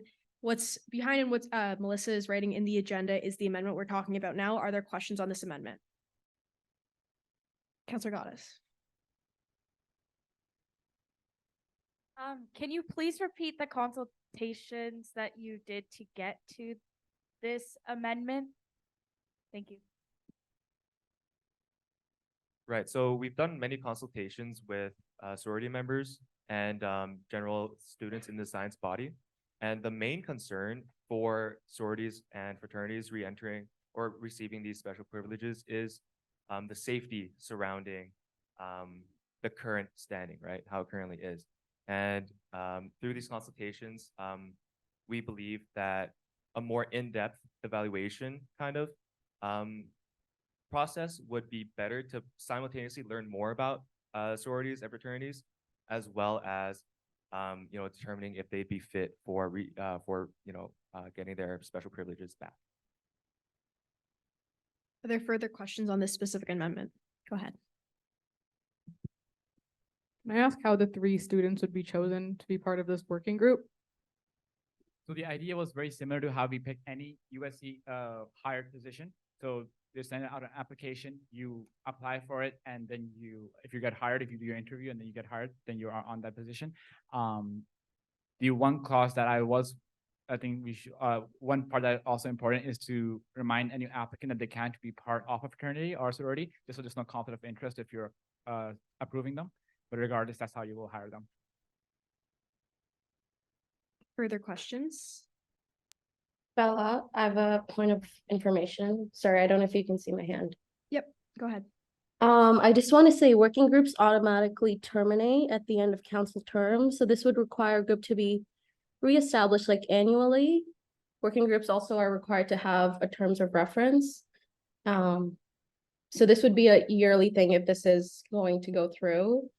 And if I can give my professional opinion as VPUA, I have meetings 9 to 5. This is not something I would be doing on a priority basis. That's all I can say. Are there further questions at this time on this amendment?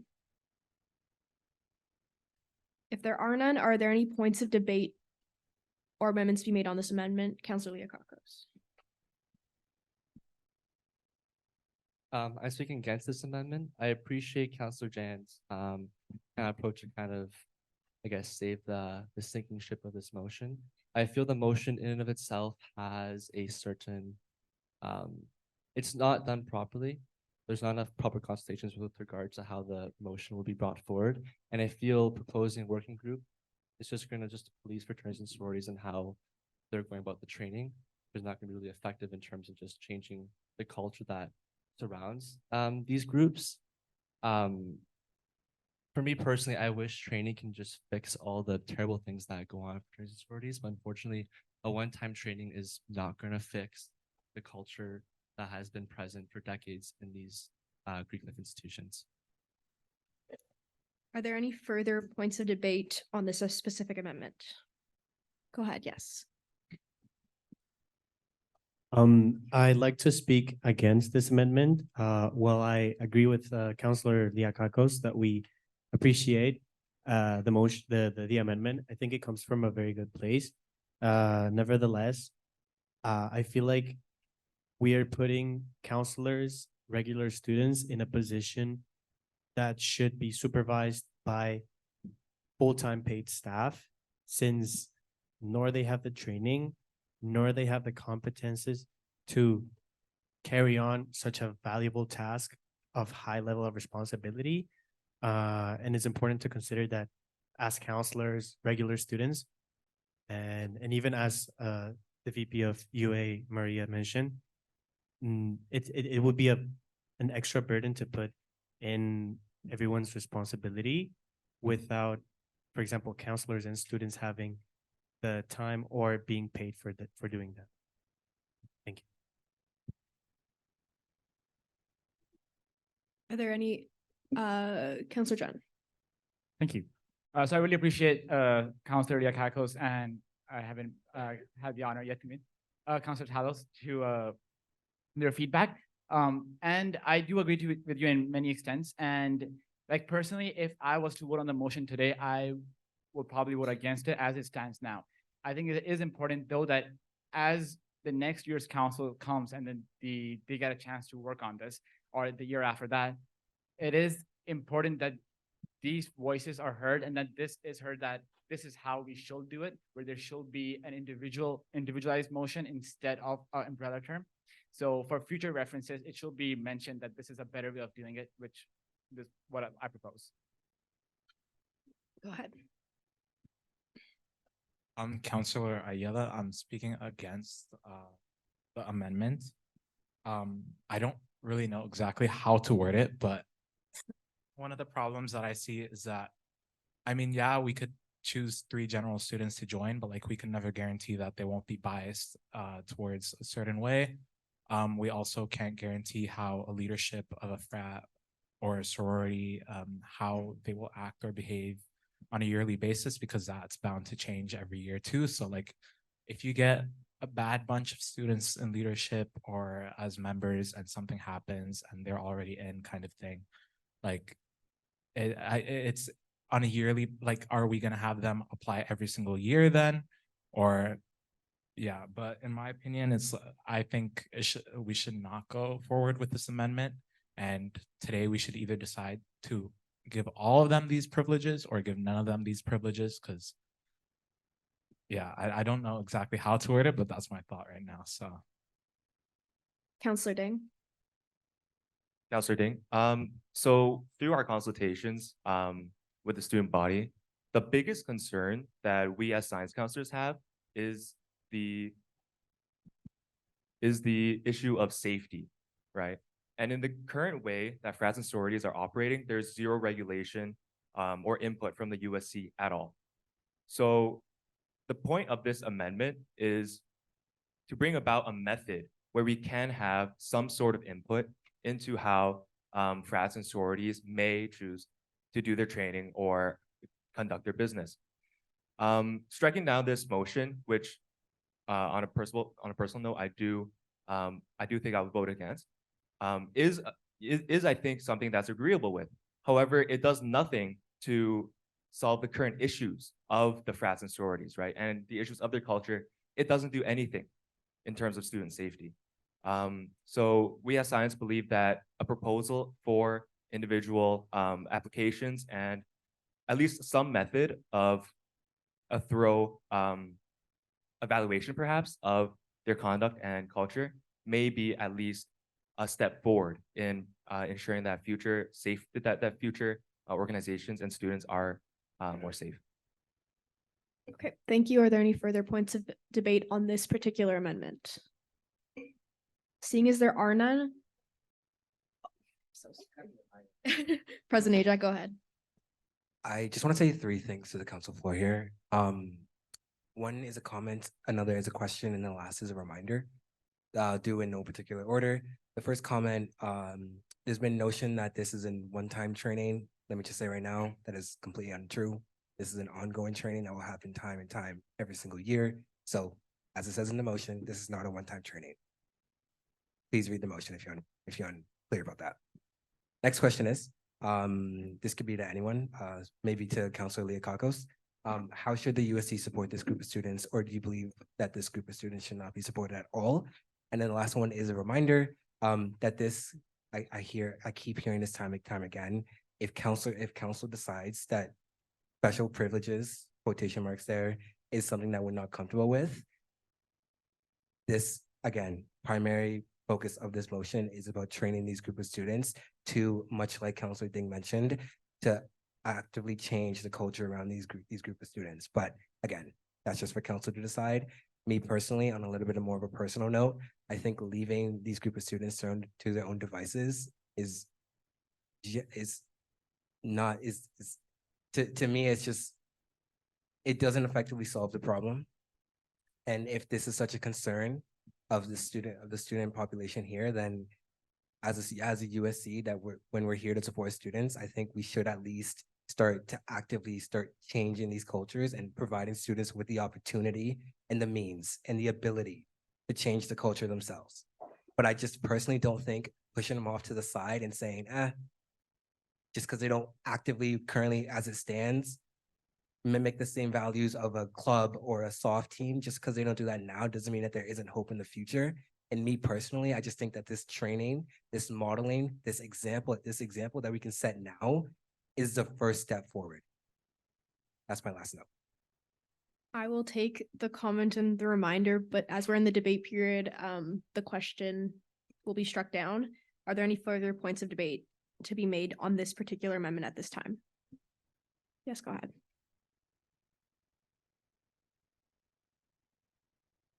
Stepnovich. If possible, could I respond to as an Ajax? Like, Okay, I'll just speak. So, it has been mentioned that the students in fraternities and sororities may no longer be supported, and that we may be overlooking their interests by not granting. I would make the very obvious point that they are still part of the student, and it is a separate contention to say that they should be specially privileged because they are part of a fraternity or sorority. I think those are two separate things. We are still addressing them, but as members of the student body, in fact, our priority really is to look at student body, not the fraternities or sororities.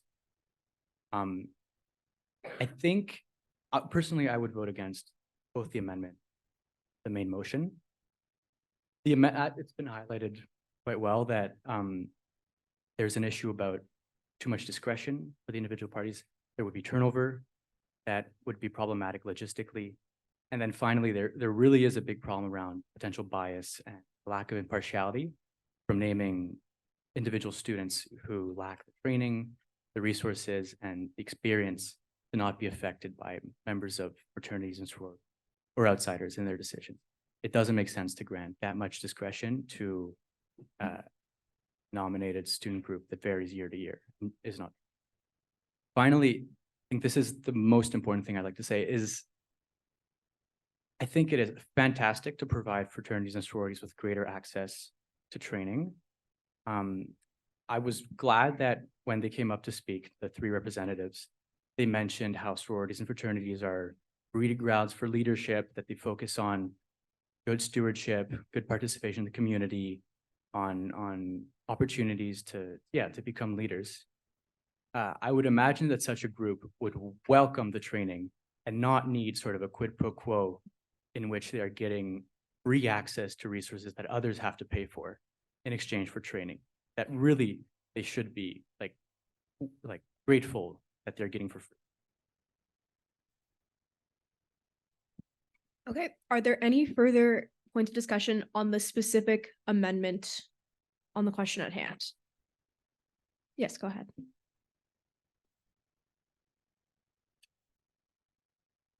I would also like to say that I'm speaking in opposition to the amendment. I don't think this would be a good allocation of USC resources to have the president and VP write up terms of reference and now have this working group.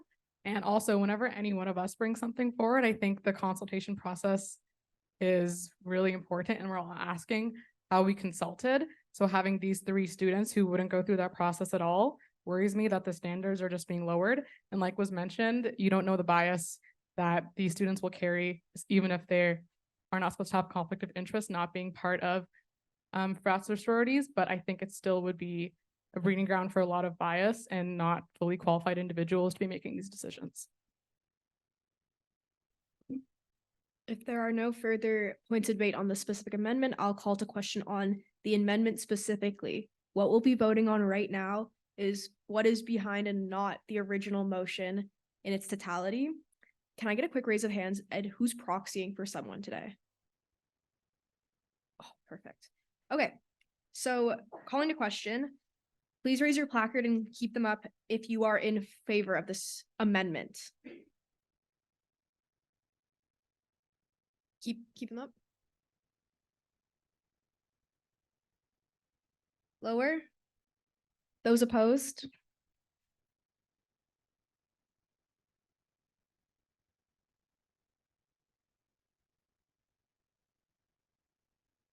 Lower. And those abstaining? Okay, this amendment does not pass. And we will return to the original debate period of the original motion, unamended. We're in the debate period. Go ahead, Councillor Crowe, correct? Yeah.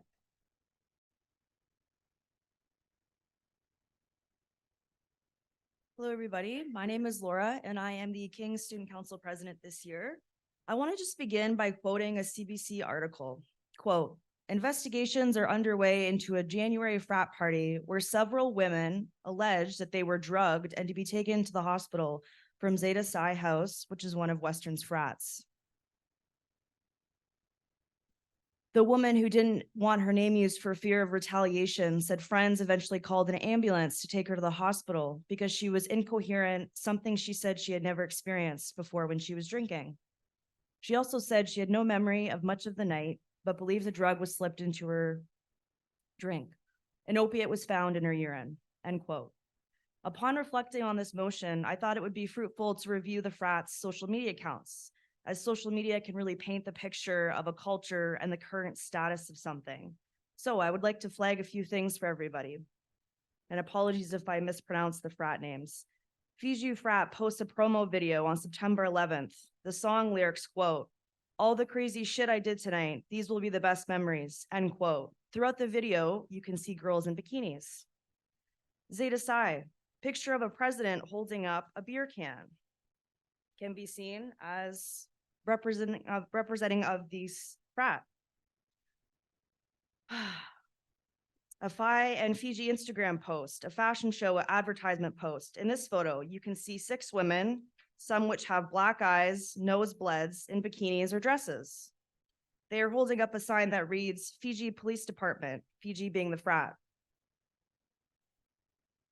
Due Western, frat promo video.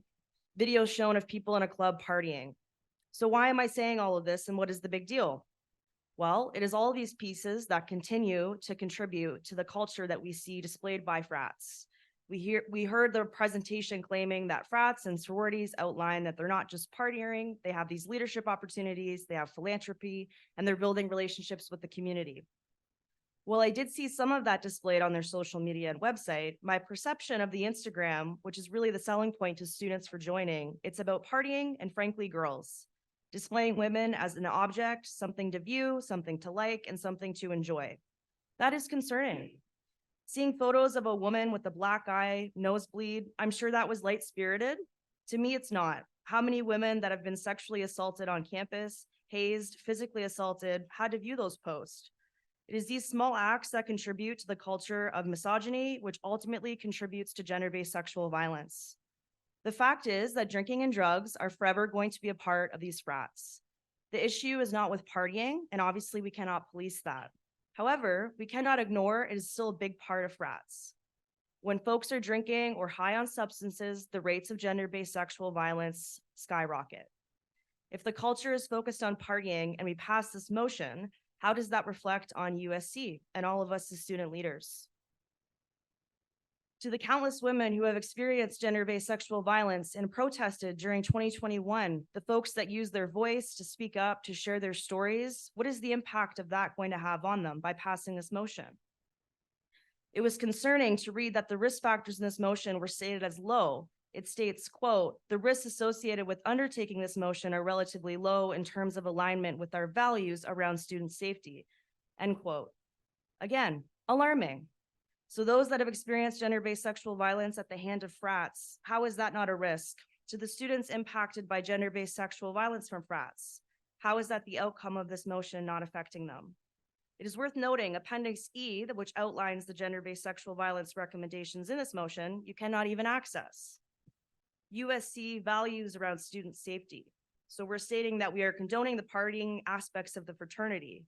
It is a part of the Greek life. We cannot just condone that as a student government. That is outrageous. We can't just ignore that. It's a part of frats. What has changed from when USC decided to part ways from their partnership in 2021? To me, nothing has changed. Gender-based sexual violence training does not equate that gender-based sexual violence will not happen. What will stop gender-based sexual violence is culture and a change in culture. That is not going to happen overnight, in a year, or with the mandated training. King's University will not be recognizing Greek life on campus. As I chatted with the Dean of Students, he has great concerns over this motion and for allowing Greek life on our campus here at King's. I believe that that speaks volumes. Although we're only a university of around 3,000 students, the fact that the administration sees the grave concern over this, again, speaks volumes. I think we really need to think about the impact that passing this motion has on folks, especially the ones that have been affected by gender-based sexual violence on campus from fraternities.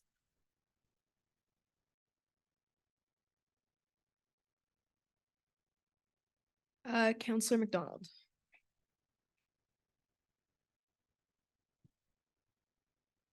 I will be speaking against this motion. Although I'm not against the implementation of supports and training for the interfraternity and Panhellenic councils, as I believe this in itself would be extremely beneficial, I would like to echo the concerns of my fellow counselors that this motion is not the way to do it. I believe that it's unfair to put the weight of student safety in the hands of counselors doing their best to represent and serve their constituencies and all Western students. In order for proper training to be implemented, these conversations need to involve student experience in Western administration, the people who are going to be providing them the training in the end. Additionally, the University Affairs Standing Committee had concerns regarding the lack of a concrete timeline for the completion of training in order to gain USC spaces, as well as the continuous follow-ups to support and evaluate the work that's being done. With the Standing Committee, there was a consistent voice that we all wanted to see the councils make an effort towards meaningful growth prior to the fulfillment of getting those USC spaces at a subsidized rate.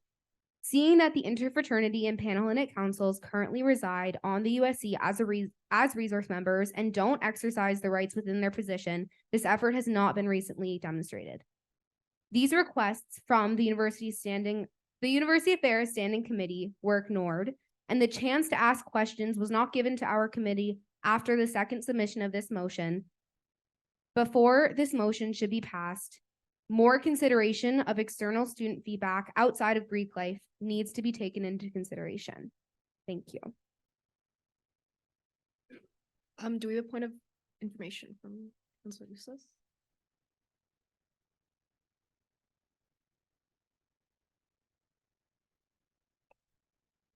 Information, as I don't, like, as I'm not, okay? I think it's important to address that, speak about fraternities, which I totally agree with, and then you say Greek life. But if you are at fraternities,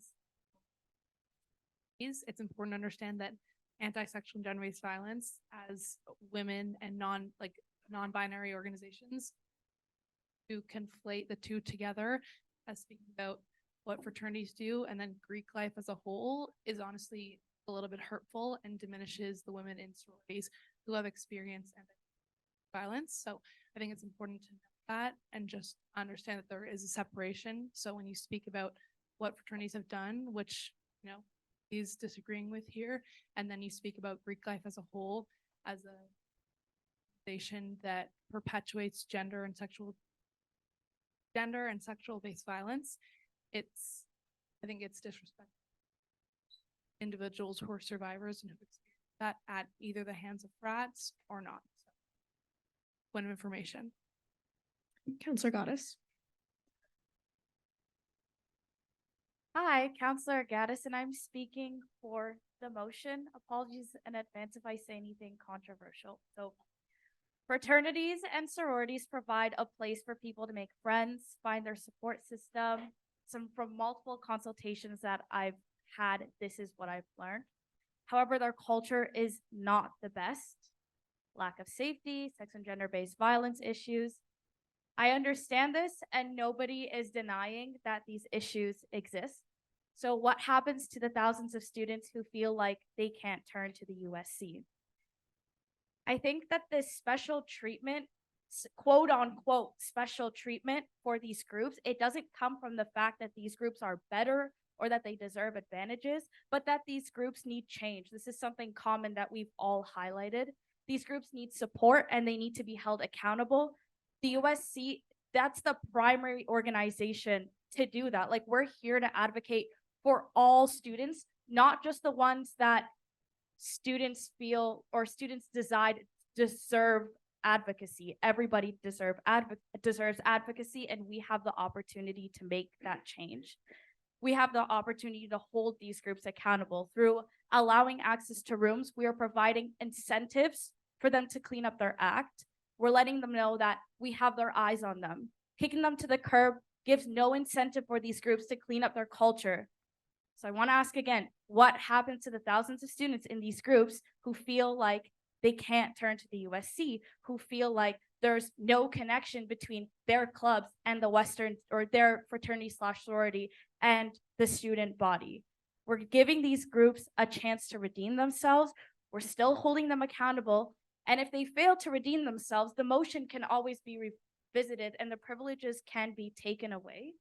But to hold, like Sophia said, to hold every single fraternity and sorority at a, you know, like at the same level when instances have only happened in a few of them, and also to only hold the whole group accountable for a couple of instances, knowing full well that these instances happen in other USC groups, I think that's a little bit unfair. So I think, once again, we should just see this as a way to hold these group accountables and make the change, because that's what we're on the USC for. Like, we're here to make change. We're not here to shoot down what we think is bad. If we think something is bad on campus, why don't we work to fix that? Especially knowing that these fraternity sororities, they provide a home. And when I say home, I don't mean a physical home. I mean like a support system, a group, a place where people find themselves, they make friends. We shouldn't give them entirely a bad rep when we know full well they do a lot for our student body, Thank you. Okay, we're gonna take first time speakers first. Counselor Schultz.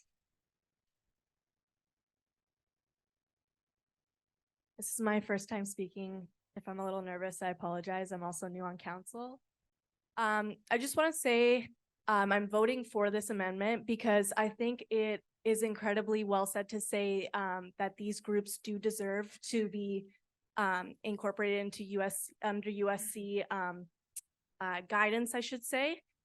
They are high risk groups, but that's not to say that they're bad people or anything under that like category. But I think with guidance, it could correct the past behaviors we've seen. We've also seen the implementation of gender-based violence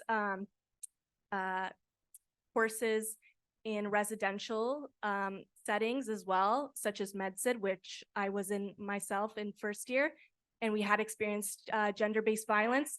And I did see a correction in those behaviors and the cultural change as well. These cultural dynamics change. And I think that this amendment would be a step in the right direction of correcting these behaviors. And yeah, that's all I have. Thank you. Counselor Hope. So I am speaking against this motion. The training aside, I'm just kind of disappointed, and I've heard a lot of disappointment from a lot of my constituents that if it's advocacy and representation that Panhandle and IFC are looking for, like why those resource positions have not been filled in recent years, that's just a concern that I've heard in the state.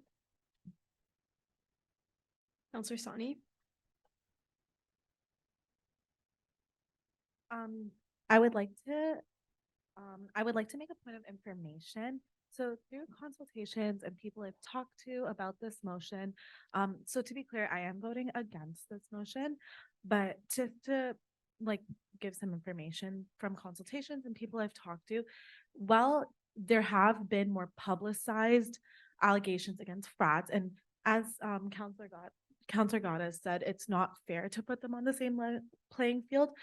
I've also heard many different things about sororities that have been concerning to me and that my constituents brought forward, such as women and gender non-conforming people rushing or joining sororities and then experiencing fat phobia or homophobic comments and things like that. So, you know, I agree that everyone deserves advocacy and everyone deserves a voice. However, to say that frauds have more allegations than sororities, or I don't think it's fair to dismiss these comments just because they aren't as publicized. So there have been comments or concerns been brought up to me about things that have been going on in sororities as well that are just not as well known or have not been as brought up. So that's all I wanted to say. Thank you.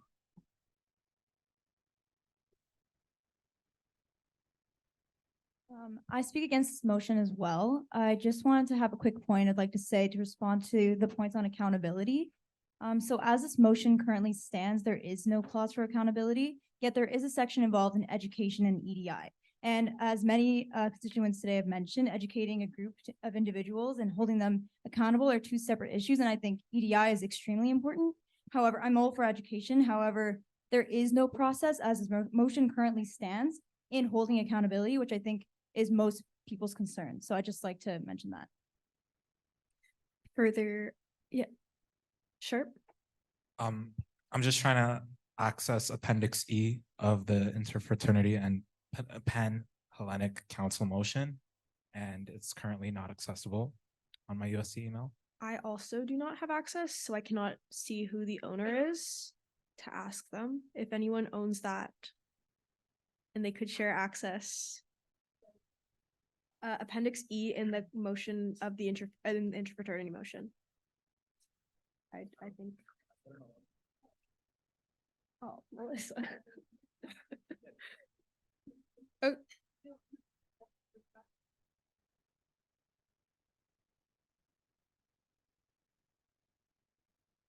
Not, it doesn't ask for a request, it just says can.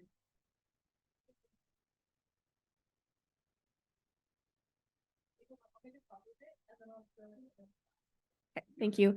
That will be in the Slack in just a second, coming from Melissa. Thank you for calling that to our attention. And to clarify, just for everyone, that is Appendix E of the Interfraternity and Pan-Hellenic Council motion. Oh. Okay. further? Sorry, but F is not available as well. E and F. Okay, this one is not. Okay, those will both be fixed in just a second. Are there further points of debate at this time? Go ahead. President Ratanchi. So I just want to say, I think across the table, there are some really great points for and against this motion. They're all really convincing and they're all, of course, very valid. I also want to state that the King's president also made a great point as well with their social media. This is my anecdote is not to state whether I'm for or against, but simply to put some points on the table that I've heard from my constituents. I think one thing we should just, as a rhetorical question, what we support should represent the USC and Western as a whole. So would what's being posted on these public accounts be also something condoned and posted on the USC? I think that's something just to think about. So my constituents at our council meeting, for full transparency, this is just me relaying everything that my constituents have said. They voted against the motion unanimously because of the culture of frats and sororities.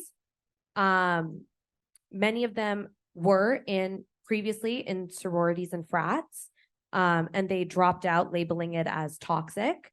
They said that they would not vote for this motion or vote for this motion because of the culture, that there were exclusive groups through Rush Week. There's a selection process, meaning it does not promote inclusivity in terms of everyone, gaining sisterhood or brotherhood within these groups. They stated from their experience that there were inappropriate initiations. Again, I don't know to what extent this is true or not. This is just what I've heard based on talking to groups of people. They also note that there are existing frat and sorority houses that foster spaces for them, and many of these people who have spoken about them have attended these homes and have labeled it as being more than an adequate space for them. They also stated that other universities don't have sororities or frats in general, not to discount the fact that, we have them at all, but just to state that as a fact of point. They also said that members in frats and sororities are also part of other communities and other groups and clubs on campus, and they're hence represented through those groups that are represented on campus. So they still get a say, just not through the sororities and frats, but through other affiliated groups. However, they like training, I believe, is great. I think that every person, in a sorority, in a frat, whoever it is, training is great for gender-based violence. It should be given, but at the same time, does there need to be an exchange for them to agree on this training? Or should it come out of like the goodness of their hearts that they want to improve character or their status or where they stand in the media? Thank you.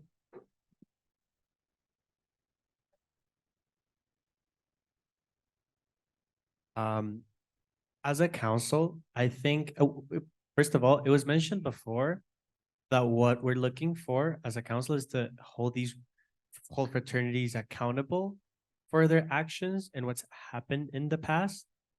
And I would like to use the same words that were used before. We're giving them an incentive to do that.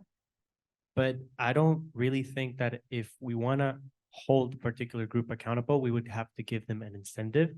As Councilor Sophia mentioned, I think that if what as a council we want to accomplish is to hold these groups accountable and to change the culture, we should solely focus the motion on training rather than offering spaces and other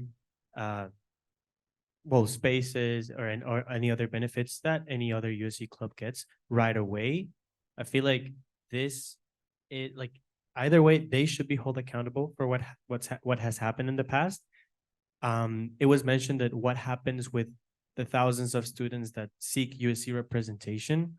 Well, what happens with all those students then whenever they see the symbol of a fraternity in particular, they related with a past experience that is very hurtful for them to see, what would happen with them whenever they see that particular symbol or a particular individual part of that fraternity that hurt them in any way on campus, and the one space that they are supposed to feel safe? I feel like if what we're trying to accomplish is accountability, we should solely focus the motion on accountability and expect fraternities to come clean and not expect anything in exchange, because that's not the right thing to do. I believe that if you are seeking for pardon and forgiveness and to hold yourself accountable for your acts, you should not seek for any incentives in exchange of that. Thank you.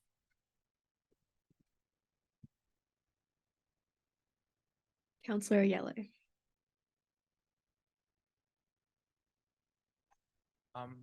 The reason why I'm against this motion today is for multiple reasons, but I'm not against the idea of having a close relationship with frats and sororities. Of course, they'll always remain an important part of any university campus.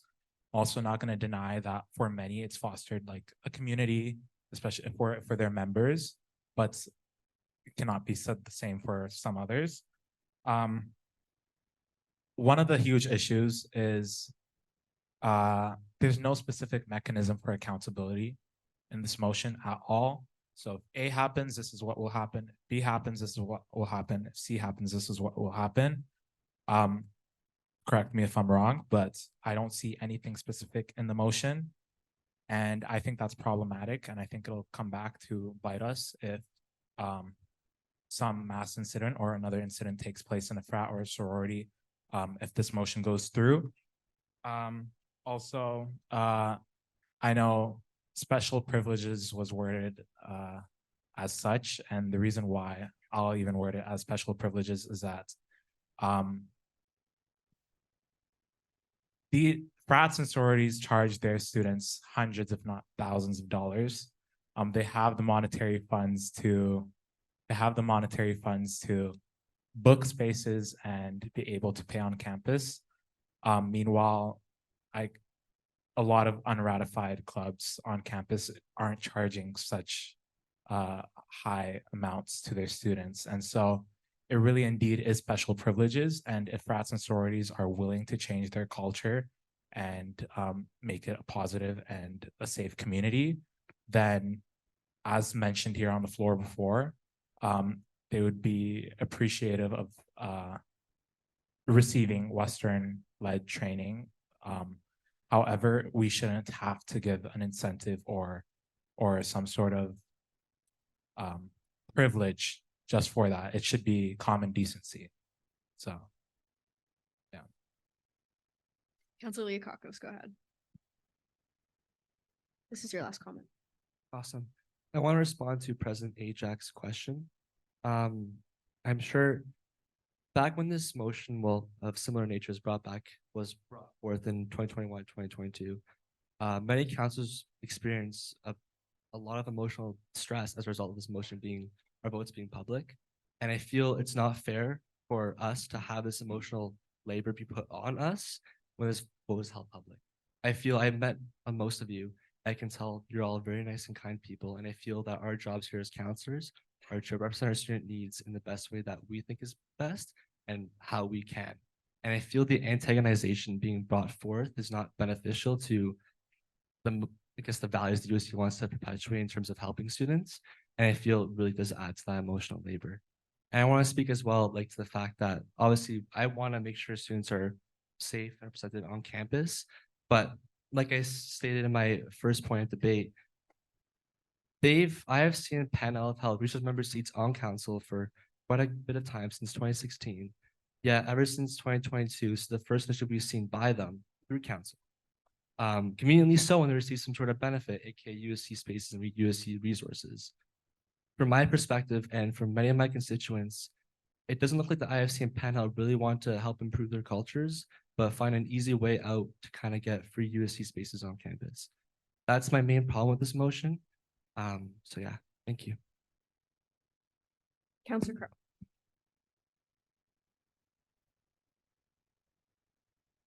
Would just like to set the record straight in response to your comment. My whole speech was in support of survivors. So just twist my speech to fit the narrative that I don't respect survivors, that's hurtful. I am a survivor. This is an issue that's close to my heart. The oversight of using the term Greek life was just a mistake. I was speaking specifically about frats, so I apologize if that was not clear. In terms of gender-based sexual violence, I don't have concerns with sororities. I think my speech highlights my issue with frats and the many girls that end up in frats. So manipulating the speech to fit the narrative that I don't support sororities, which I have never stated. Being insensitive or blaming the victims in sororities, that was clearly not the intentionality of the speech. And for the comments that keep getting continually made in this room that it's not fair to frats. So is it fair to the victims? We can't ignore the harm that the frats have caused. There's been deep hurt and we can't ignore that. Thank you. Are there any further points of debate? Yes, go ahead.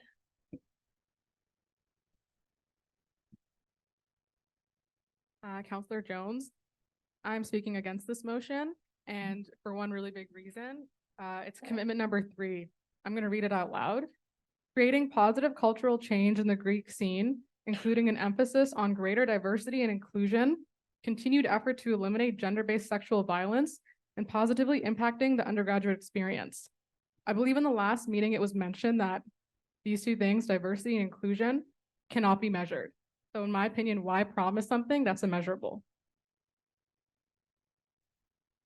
Further points of debate? If there are none, we will vote now. Please go to Echo 360.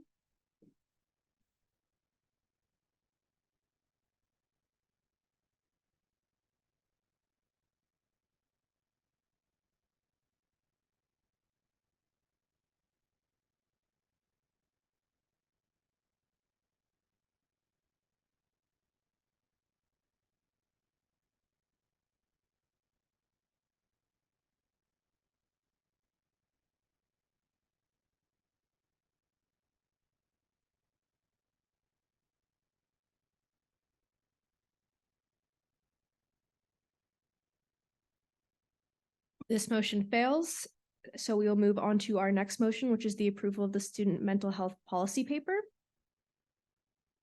So whereas the USC policy paper renewal cycle on the mental health paper is the 2023 to 2024 term, and whereas advocating for students within the mental health world needs to be a priority for the USC, be it resolved that the USC approves the new student mental health policy paper.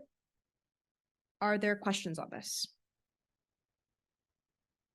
If there are no questions, are there any points of debate or amendments to be made? Counselor Sani?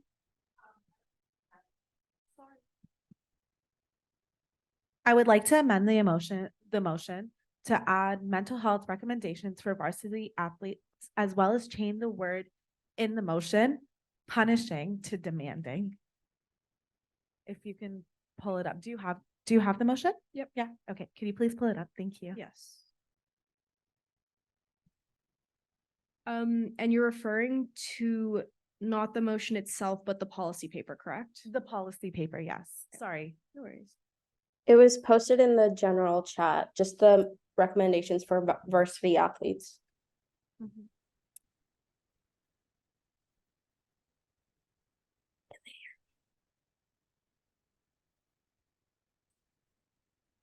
Do you want to walk us through where you're talking about? Yeah, sorry. I can just pull it up.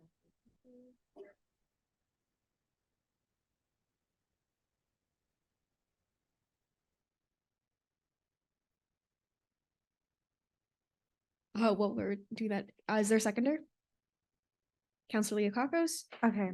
So do you want me to read it where I want to just change that word? Give me a page number. Oh, it's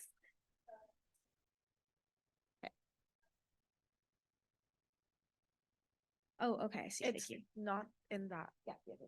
It's Okay. Are there questions on this? oh, I just wanted to add. So it says for it. their punishing schedule. I just think that's a little harsh. No one is being punished.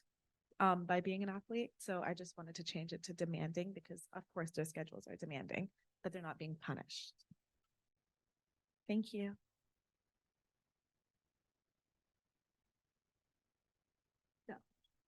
But this is what we're talking about.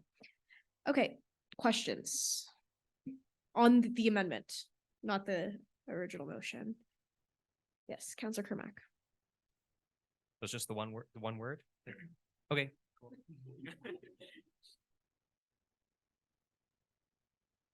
Wait,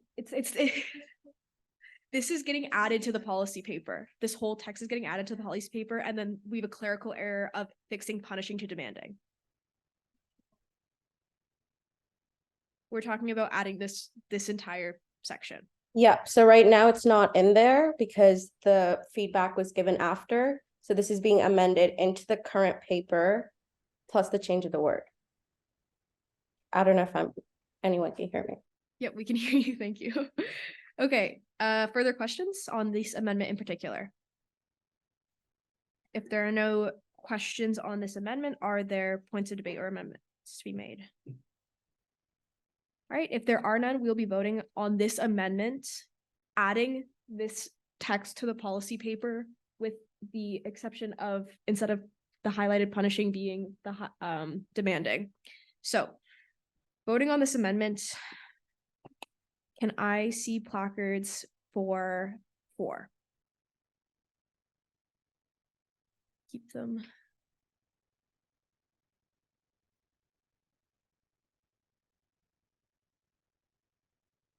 Lower. Opposed.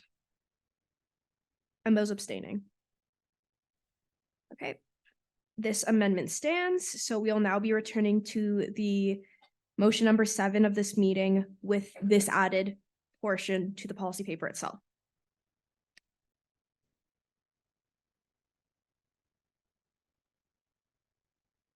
Are there any further points of debate or amendments to be made at this time? If there are none, we will vote on this motion as amended. Nothing to do with the language of the motion you're voting on in particular, but just with the added clause or added text. Please vote on Echo 360.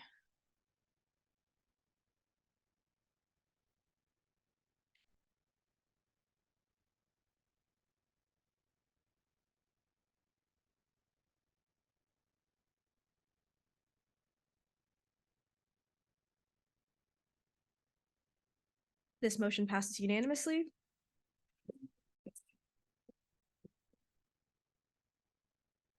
And motion number 8, which is the approval of building a coalition on campus actors to develop a short-term self-reported absence.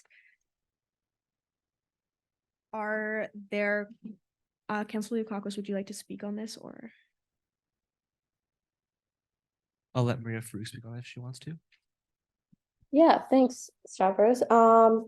Something like just like what I mentioned last week, this is putting me to build a coalition to make sure that faculties, like I will be going through the Senate list and ensuring that I'm having talks with each faculty member to see what is the reason for SRAs not being implemented, because right now all the other U15 universities have picked up something similar to what we had a year or so ago. And I want to make sure that this campus has something like that too. So this motion is just to put me to work to build that coalition and then hopefully get that through Senate through working group. But this motion is just to put me to work, if that makes sense. And I'll take any questions. Are there any questions at this time? Seeing as there are none, are there any points of debate or amendments to be made to this motion? Seeing as there are none, vote on Echo 360, please.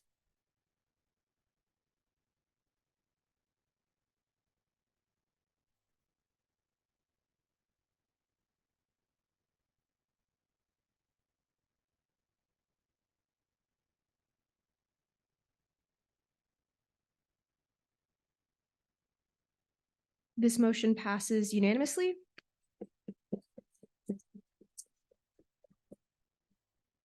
Okay, that exhausts our motions for the November meeting. We will have our 4 discussion item now, which is the LTC negotiations led by VP Poirier. You would have the floor to speak on this. Hi, everyone. Sorry, Maria and I were sitting in the same room, so a little bit of echo, but I want to recognize that everyone's really probably exhausted from this meeting. And so I don't mind giving my discussion, discussing LTC negotiations now. I just also don't, I know that there's a lot of stuff going on right now. This is not time sensitive, it can wait. And I also do want to flag that this is a conversation that we should be having in camera if we do have it, just because it is sensitive as to stakeholder relationships. So all this to say, one, I am happy to postpone this until next meeting if people are exhausted, and also if someone would be able to motion for this to go in camera if we do want to have this discussion today, that would be best when it comes to this circumstance.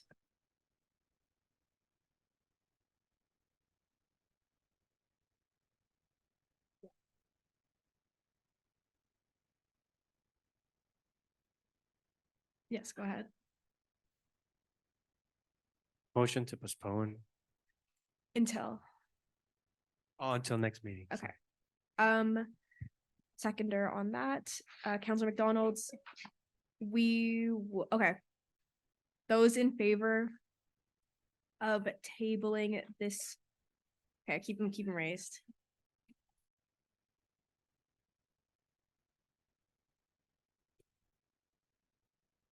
Okay, lower. Those opposed? And those abstaining? Okay, we will table this motion until, or this for discussion item until our January meeting. Are there questions and comments from the Western community? Okay, if there are not.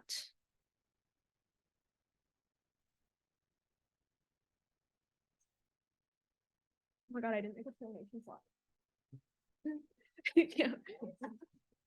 Yeah. Councilor Zalewski.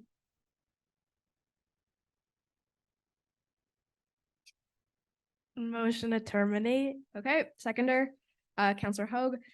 Are there any objections to terminating this meeting?